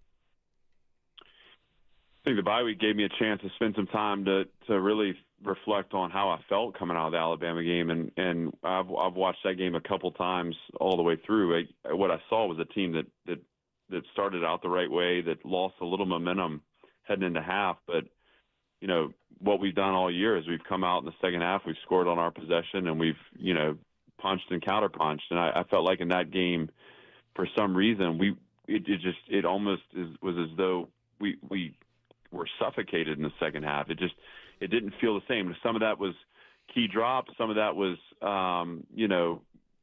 absorbing, too many yards on defense and not getting off the field. But we had our opportunities and we weren't able to capitalize. And that's not how this team plays. And so I think part of it is when you have expectations of how the game's going to go, there's almost an entitlement that can creep in. When it doesn't go that way, you forget how to respond, and you forget the control you have in response. And so we spent time messaging that through the week, and just, do we have the patience, to play the game out? Do we have the patience to, no matter what the game delivers to us, approach it with the right attitude, the right response? And at the end of the day, and to your point, just don't hold it too tight. It's still a game. We need to go out and have fun and enjoy it, and let's play loose and play free, because we're better when we do that. And that was the message, and I felt like the team responded well to that. Saturday was anything but perfect, and we never could quite sync up all at the same time, all three phases, but all three phases played a role in that win, and so there's a better performance out there for us. But I was really proud of the resilience of the group, and I thought it was an undaunted team, and a team that never let go of the rope. And in a game like that becomes critical as we win by one score. I'm curious, Pavia makes a great savvy play sliding down on the 1 yard line, knowing that the game is over, they're out of timeouts. Did he just know to do that, or is that something you guys have practiced? Did you remind him before the play that was the situation? Well, I got to give credit to Ben Coffin, who really does our game situation stuff and runs the book. And we train this a ton, Willie. It's something that we work weekly. We meet on it weekly. We work on it every day in training camp, in our nightly walkthroughs, just special situation stuff. That's a first down, go down situation. Essentially, once the opponent's out of timeouts, the point at which we can win the game by kneeling it out, the only thing we can do to leave the game to chance at that point is score, give them a chance to score, and then kick an onside kick. And even as you're up 2 scores, you can put the game out of reach just by kneeling it out. So we call it first down, go down. That was the situation. And Ben was alert to that. We reminded Diego during the timeout. And if you watch the play, again, I also want to give him credit because he's an incredibly smart football player. So to talk about these things and train them are one thing, but to execute it's another. And in that snap, the thing that I love that he does, if you watch it, is as he's running the ball, he looks to find the first down marker. He makes sure he's beyond it before he goes down. That way, if he's in a slide, they can't pull the ball back to before the sticks. So he's hyper aware of where he is on the field. He made sure that he got the yardage and then some before he slid down. And, smart teams win, and we want to be a smart team, and that's a situation where his execution in that moment allowed us to kneel the game out, allowed us to put it out of reach for LSU, and it's a great way to finish. Vanderbilt head coach Clark Lee has been our guest on D. Mace, Fingen, and Donick. He joins us every Monday during college football season. Clark, thank you as always for your time. Good luck Saturday against Missouri. Hey, thanks, guys. Good to be with you. Yep. Missouri at Vanderbilt, a 2:30 p.m. kickoff at First Bank Stadium on Saturday. You may have heard this once or twice. College Game Day will be there to set up the matchup between the Tigers and the Commodores. 615-737-1025. We will take your reaction to Vanderbilt. We'll also get back into the Tennessee Titans coming up next. 615-737-1025. Our show is proudly presented by Bax Homeworks. Remodeling done right. Get a free estimate at baxhomeworks.com.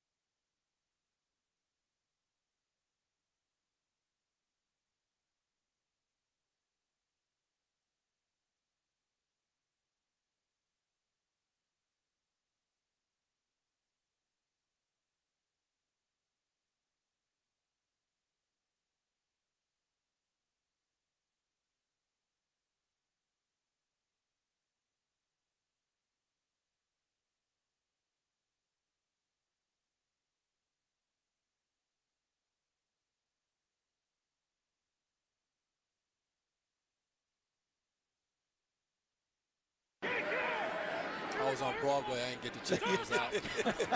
They weren't flashing the scores down there. Ward lost the football, scooped up by Chason, and it's a touchdown. There is a flag down, but Caleb on Chason in the end zone with the football. That's been a big problem for Cam Ward. Let's hear what the call is. Holding, offense, number 17. That penalty's declined. The result of the flag is a touchdown. Caleb on Chason with the touchdown. Yet another sack fumble for Cam Ward. An easy touchdown for the New England Patriots as the Titans lose 31-13 to Mike Vrabel's Patriots. Willie Donick, Derek Mason, Adam Vingan here with you. Now, before the game, Adam Schefter had a report that the Titans were expected to simplify the offense for Cam Ward. Did you see a simplified offense, Derek Mason? I saw, because I think people simplifying it doesn't mean that Cam isn't capable of running the offense the way it needs to be ran, or capable of running it the way Brian Callahan wanted him to run it. I think a lot of this is, it seemed like he had no trouble, absorbing what they were throwing at him, so much so they even said it, and he said it. I have no problem with, me absorbing what they're throwing at me. But maybe sometimes that's not always the best for a young quarterback, just because he can absorb it and digest it and go out there, and it may not be good for him, because situations change in games. Just because he knows doesn't mean everybody else knows. You got 2 rookie receivers, you got 2 other individuals that just got here from other offenses. So you got essentially 4 of the 6 pass catchers at wide receiver, either their first year in the NFL or their first year in this offense. So what simplified means, let's see what we do best. Let's see what we do best. And let's do those things as much as possible, different formations, different personnel. But let's do, because if you look at look at a lot of these teams, a lot of these plays are just being ran over and over and over again, but just out of different formations. They're not running a bunch of plays. They have some specialized plays that they run, whether it be fourth down or goal line, stuff like that. But every offense, they're running different plays, a wrinkle here or there, but they're running the same plays. It's just different formation and different personnel. Okay, what does Cam do well to really good? Let's concentrate on that. Let's get everybody on the same page on that. Let's try to use, that ability he has. Let's try to, how do we best use that? As well as the other guys knowing it too. Again, he can know everything, but if they're not picking up on it, you got to stop your offense. The offense slows down. And there's nothing wrong with young rookies or first-year guys in the offense to not know the whole ins and outs of an offense. There's going to be some mistakes here and there, or there's going to be some lag. That's why sometimes it's not best to sort of throw it all at one guy, because, yeah, I may get it, but what about Adam and Willie? Or Willie may get it, but what about me and Adam? I like how at least they were throwing some quicker, easier completions. You notice the last couple weeks his completion percentage is going up. That I think is definitely, and that's by what design. he said. That's what they mean. Yeah. So take what the defense gives you, and let's move from there. And sort of, let's teach Cam to go that way. Let's make the offense be more that. I think that's a good thing. Can I ask one thing about the fumbles? Is the ball slipping out of his hand a thing? I'm a little, like, if it happens one more time, I think we got to say it's a concern, because this hasn't happened in bad weather games. Like, I wonder what will happen in bad weather games. If it's raining or super cold, like, that's going to happen a couple times this season. I like, can't, unforced. Right. I can't think off of the top. If he's is it just a random thing, or if this been a issue, if this was an issue in college, or if it's an issue now? Because I hope it's not a thing. He had one 2 weeks ago. Was it 2 weeks ago or last week against the Raiders? Raiders? Last week he had Raiders, one. He had one this week. Yep. But the other fumbles were caused by an individual either hitting him or swiping down at the ball. Right. So, like in the in the season opener against Denver, I think he fumbled it on his last play of the game, last-ditch effort, had to make a play, had to try to throw the ball, got sacked, I think, and fumbled the ball. Yes. Like right at the end of the game. Right. That shouldn't really even count, honestly. But the 2 weeks in a row of the ball just flying, you hear scouts sometimes talking about the size of a guy's hands as something that people scout. I don't know if that's I'm just asking when something like that, as unique as that happens, 2 weeks in a row. I know they asked Cam about it after the game, and it's like simple. Yeah, I got to hold on to the ball, but I just hope this isn't something that follows him. Skyler on our text line, driven by WilsonCountyHyundai.com, says the roster, the coach, and all of Cam's footwork and mechanics are why Cam Ward should have sat and learned this season. They threw the kid out there too early. You mentioned Drake May earlier because, of course, the Titans played Drake May yesterday, and Drake May did not start immediately. I do not recall off the top of my head how many games into the season Drake May started. Okay, Fifth or sixth game. Well, let me ask you this question. This is a legitimate question. Had Drake May started immediately for the New England Patriots, would we not be seeing the same Drake May that we saw yesterday? Do 5 or 6 games? This is a legitimate question. I'm not trying to be whatever. Gotcha. Yes. Hindsight 2020 kind of thing. Yeah. How much difference do you actually believe the 5 or 6 games Drake May did not play made in his development? I don't know about Drake May, but we did report on a study. Yes, we did. And I can find it. It was from the Aaron Schatz group, right? Yes, it was from The Athletic, written by Ben Standig last year. And what it did was it tracked the percentage of quarterbacks that got the second contract from the team that drafted them and how many games they sat.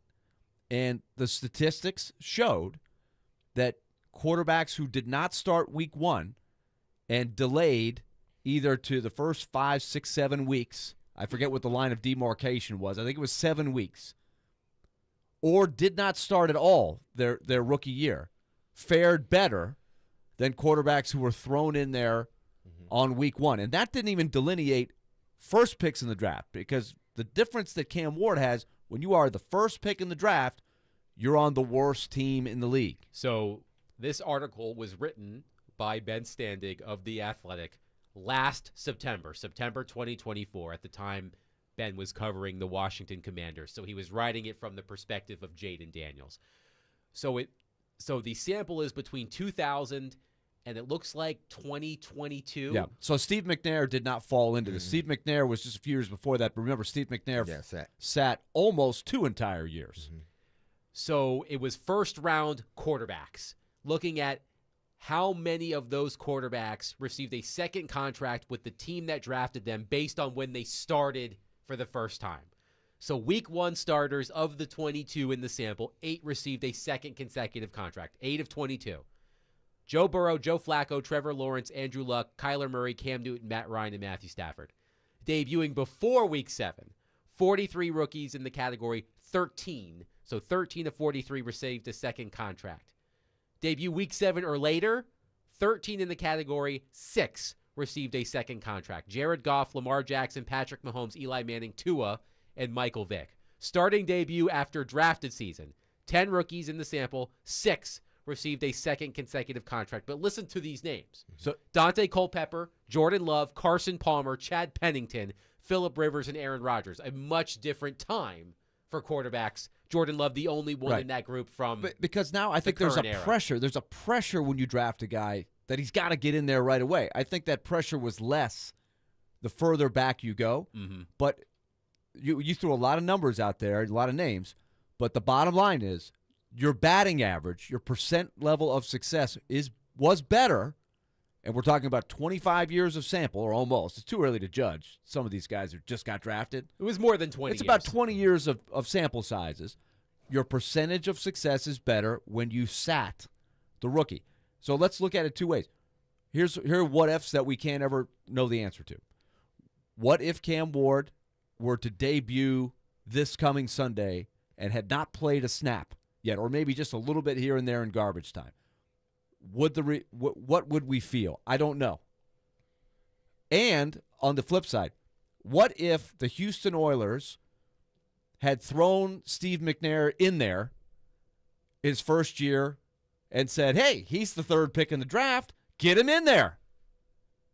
What would have happened to Steve McNair's career? These are questions we cannot answer. Yeah, you can't. Whether, Drake May would have played the first game or ultimately the seventh game. One can argue, well, he would have, at the speed he was learning when he finally got in, that's the speed he would have been learning when he got into the first slam. So eventually by week 5 or 6, he would have been ahead of where he was actually at week 5 or 6 when he became a starter. So one can say that, but then one can say, well, he could have, they could have lost every game and he could have threw 3 or 4 or 6. Right, so there's no way to answer. It's no way to answer. But Cam Ward, in this situation, I just think that he's shown, and people look at this certain ways. I get it. And the fumbles he has to be able to take care of the football. That's first and foremost. If you're going to be a quarterback in this league, you got to take care of the football because you have it 100% of the time in your hand, 100%. But did they even discuss it? I don't even know if they really even discussed him sitting for a while. From day one, he was in there. They threw it. I know. I'm sure that there was a. But there was never a time they knew where their roster. No, but they never knew their roster was weak. But there was never a time that I thought that, or anybody else thought. Now he could have, but that Will Levis was going to be the opening day starter. I don't think there was anybody in the city that felt he was going to be the opening day starter. But I think they would have loved for Will Levis to ball out and show everything. Then that would have gave them the excuse to say, hey, Will is playing great. Let's sit you're the saying young it guy. was part of we cannot put Brandon Allen out there as the exactly. They didn't want to put. But why not? Because Brandon Allen was brought in. But if you're rebuilding, it shouldn't matter. They put the Patriots put Jacoby Brissett out there. They knew they were going to win. But if I know I'm basically a lame duck. I'm not going with him. I'm going with the guy we drafted. Either we're going to do this with him, and I keep my job. Or I throw in Brandon Allen, and sure enough know we ain't going to do it. Here's another example that's going on right now. Mm-hmm. The Giants threw Russell Wilson to the Wolves for 3 or 4 weeks or whatever it was, and then they put Jackson Dart in there, and Jackson Dart has done better, right? He's screwed some things up. But Jackson Dart is playing but he's just like a rookie quarterback. Right, but they've had better success. Yes. They have a better team. The Giants have a better team. They don't have Malik Neighbors right They don't have Malik Neighbors right. Their defense is much better than the Titans. Let me throw another name. It is. I mean, it's much better. Because the Titans are the worst roster in the league, for sure. But let me throw another name at But it is interesting how they did not throw Dart out there for a few weeks. Let me throw another name at you. Josh Allen. Josh Allen made his first NFL start in week 2 of his rookie season with the Buffalo Bills. By the way, can you name the week 1 starter for the Buffalo Bills in 2018? Oh, man. Is he still in the NFL? Hell no. Oh. Is it a University of Tennessee guy? No. Gosh. Buffalo, week 1. It wasn't. Give me the initials. NP. Peterson? Nathan Peterman. Yeah, that's University of Tennessee. University of Tennessee. I thought he went to. It says he went to Pitt. He transferred from Tennessee to Pitt. Yeah. Okay, there you go. Peterman. When he was at Tennessee, I would have said, there's no way that guy's playing in the NFL. Well, he did. But he did. He was an opening day starter for the Buffalo Bills in 2018. So Nathan, by the way, the Bills lost that game 47-3 at Baltimore. So Josh Allen starts. Josh Allen starts in week 2. Some rough times for the Bills. This is my point. Had Josh Allen started 1 week earlier, would he not have been the MVP of the league in 2024? I don't know. Who knows? Yeah, who knows? Did that 1 week make a huge difference? Well, I don't know. Would they have lost 43-20 with him at the quarterback? It may have been closer. Yeah, Vince Young sat for 5 weeks or something like that, and ended up winning the Rookie of the Year. Even it was Bud Adams that said, you're going to start Vince Young this week. Like one day after Norm Chow, the offensive coordinator, went on the radio or I think the coach's show and said, he's just not ready. He's not ready. We're trying to put him in a position to see where He'll be ready when he's ready. And then the next day, he's starting. Because He's not ready, but Bud he's went in there and starting. say, put in VY. And it worked. There you go. 615-737-1025. We will continue to take your reaction to the Titans' 31-13 loss to the Patriots. We'll wrap up the show next. Willie Donick, Derek Mason, Adam Vingan, 1025 The Game.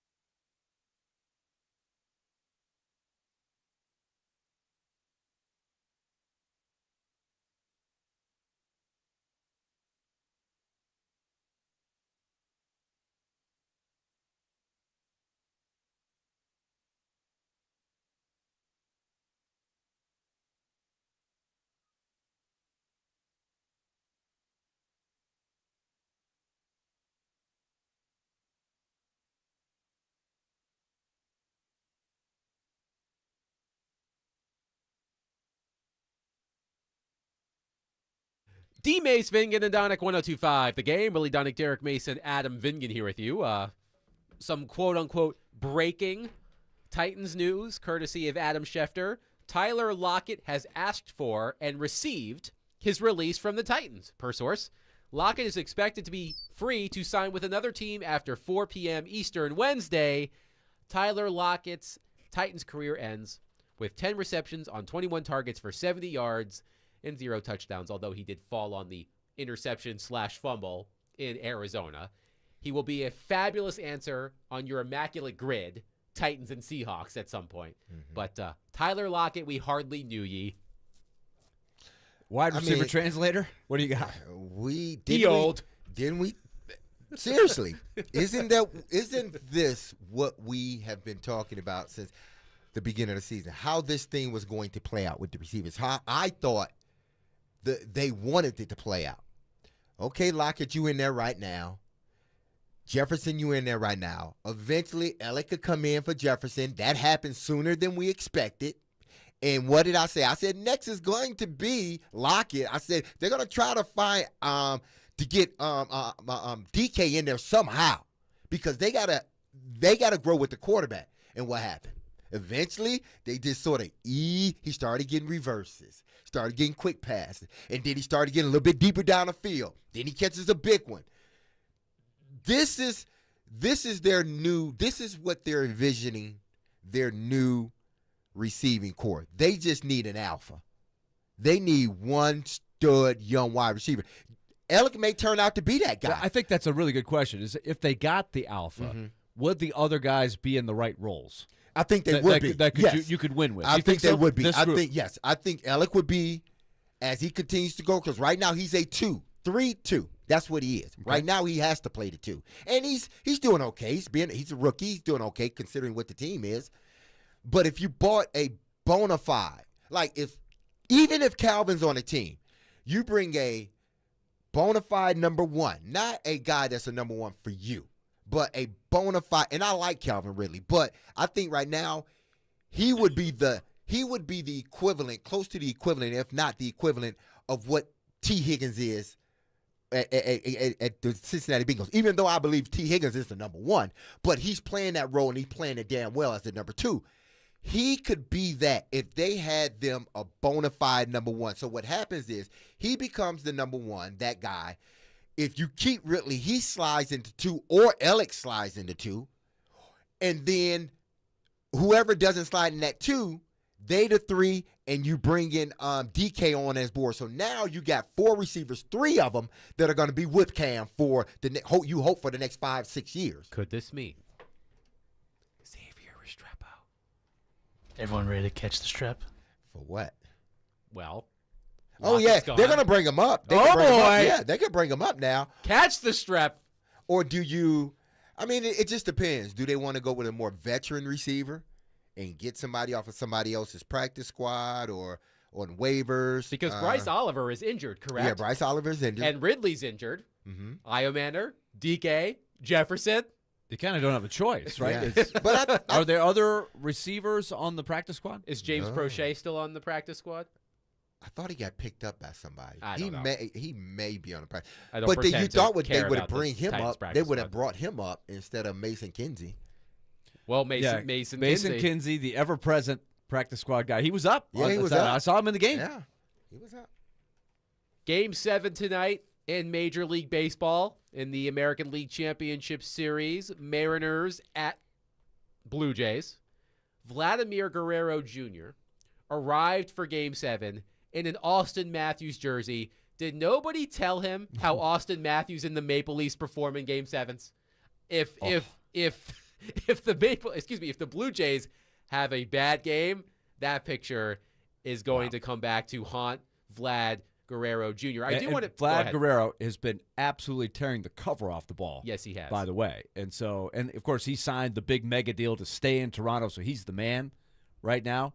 But that was interesting mojo maneuvering there. Yeah, maybe no not, doubt. Maybe not the right call. But look, watch Game 7. I don't care what sport you're talking about. For a spot in the World Series. Game 7s are awesome. That's going to be a great Game 7. The World Series starts on Friday.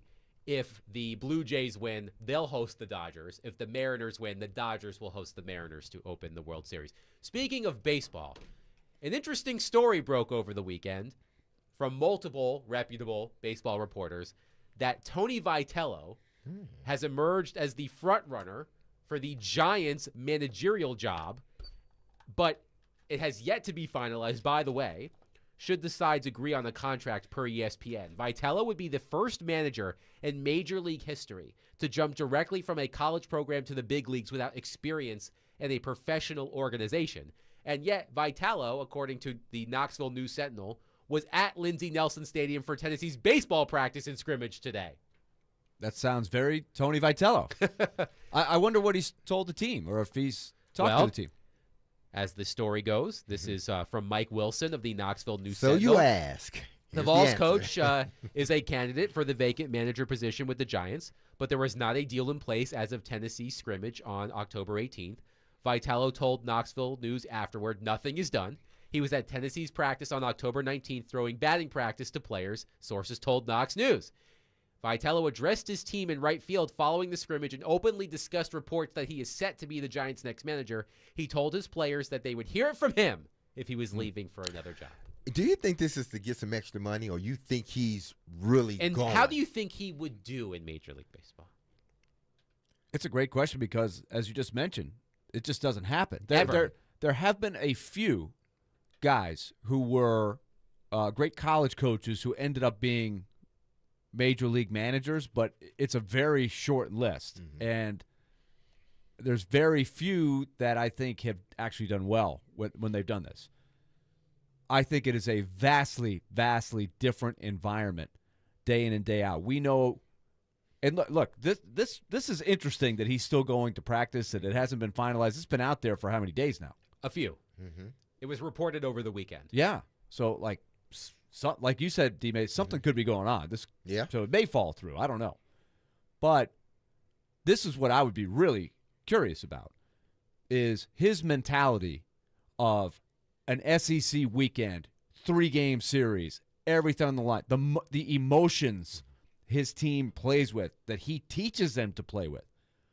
That is just not how a 162-game baseball season goes, where you play every night. He's not going to get up for a mid-July series against the Baltimore Orioles the same way. You're up for series for sure, but like his kind of thing, where he is on the edge of the on the batter, the on deck circle, like he is barking at the umpire. He's aggressive. He'll come flying out of the dugout. He's been suspended a couple of times. Like, I wonder how that would carry over, especially with the replay system they have. It's not like Earl Weaver and Billy Martin back in the day where there was no replays, and that was very common.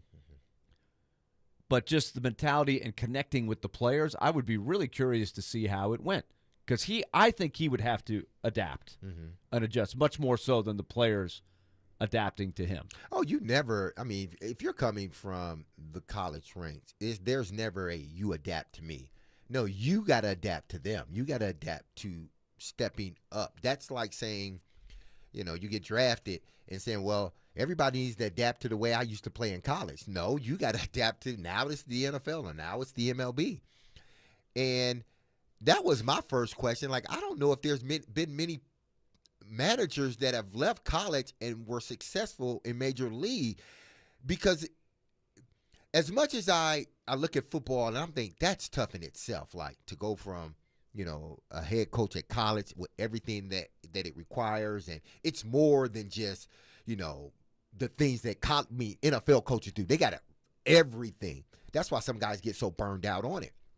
But is it like that also for for managers in college baseball when they go up in ranks? Is it sort of the same thing, or is it more of an easier transition? Because I'm sure it's hard in the NFL. NBA, I don't know how hard it is. But you look at the 4 major sports and you think, which sports has the most individuals that come from college to the pros coaching in recent years? There's a much higher percentage of the players that play college baseball now, but there's still a period most of the time where you're going from college and then playing some minor league ball quite a bit sometimes before you make it to the majors. So it just would be a really interesting thing because it's unprecedented, right? There's plenty of assistant coaches. Like I know, for example, David Macias, longtime assistant coach for Tim Corbin. Now I think the first base coach for the Padres, last I checked. But so there's a lot of guys that become coaches. But not managers. At the minor league level and then move up to the major level. But going straight from being head coach, college, the manager yes, in the big leagues without anything in between, you're telling me, Adam, that's never happened, right? Never happened. Oh, wow. To ESPN. And it's not just any college coach. It's Vitello, who is one of the most unique college coaches out there. I do want to give one more shout-out to Vanderbilt before we go. From the SEC, Vanderbilt avoids fine with, quote-unquote, delayed field rush. Vanderbilt University avoided a fine that accompanies the SEC's access to competition area policy by successfully executing a, quote, delayed field rush following its football game against LSU on October 18th. Damn smart Good kids. job, guys. Smart kids. They know exactly when not to come on the field. Okay, 5 seconds. Hold on, everyone. Hold on. 3, 2, 1. All right, go. Near the end of the LSU at Vanderbilt game, Vanderbilt communicated to spectators it would permit fans to enter the field after the visiting team cleared the field.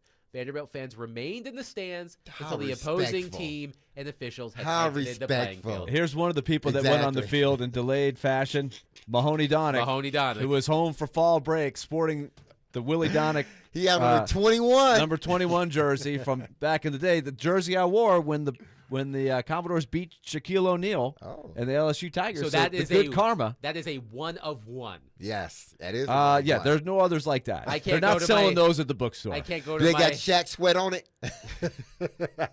No, I don't think so. I mean, you have to do a serious forensics DNA test to see. It's unlikely. So it's unlikely that I brushed up against Shaq at any point in the game. I did get in there. I in the game. I don't think I went up against Shaq. I stayed far away from Shaq. That was my strategy. Stay away from Shaq. Don't go to your local vintage shop looking for a Willie Donick Vanderbilt jersey. You may not be able to find it.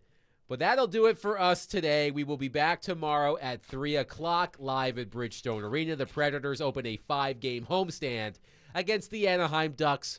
Puck drop at 7, pregame at 6, of course. Barry Trotz, for the first time this season, will join us face-to-face. The first 2 times we've talked to Barry Trotz, it's been over the phone. We will have Barry Trotz live at the desk at Barrel House tomorrow. So looking forward to that. Trevor Mathich will join us in the 4 o'clock hour as well. But the Commodore Hour is coming up next. Be loved, love on your people. Have a safe, blessed, and wonderful day. I love you. The team loves you. Remember these 2 words, grace and forgiveness. Give grace and always forgive. That's 3 words. That's grace and forgiveness is 2 words. And is a word. Grace and forgiveness is 2 words. But you could if you didn't. Y'all hear that? Y'all hear that music? All one word. You put them all together. Grace and forgiveness. Y'all hear that song? Don't forget about us. We'll be back tomorrow, same time, different place. Peace.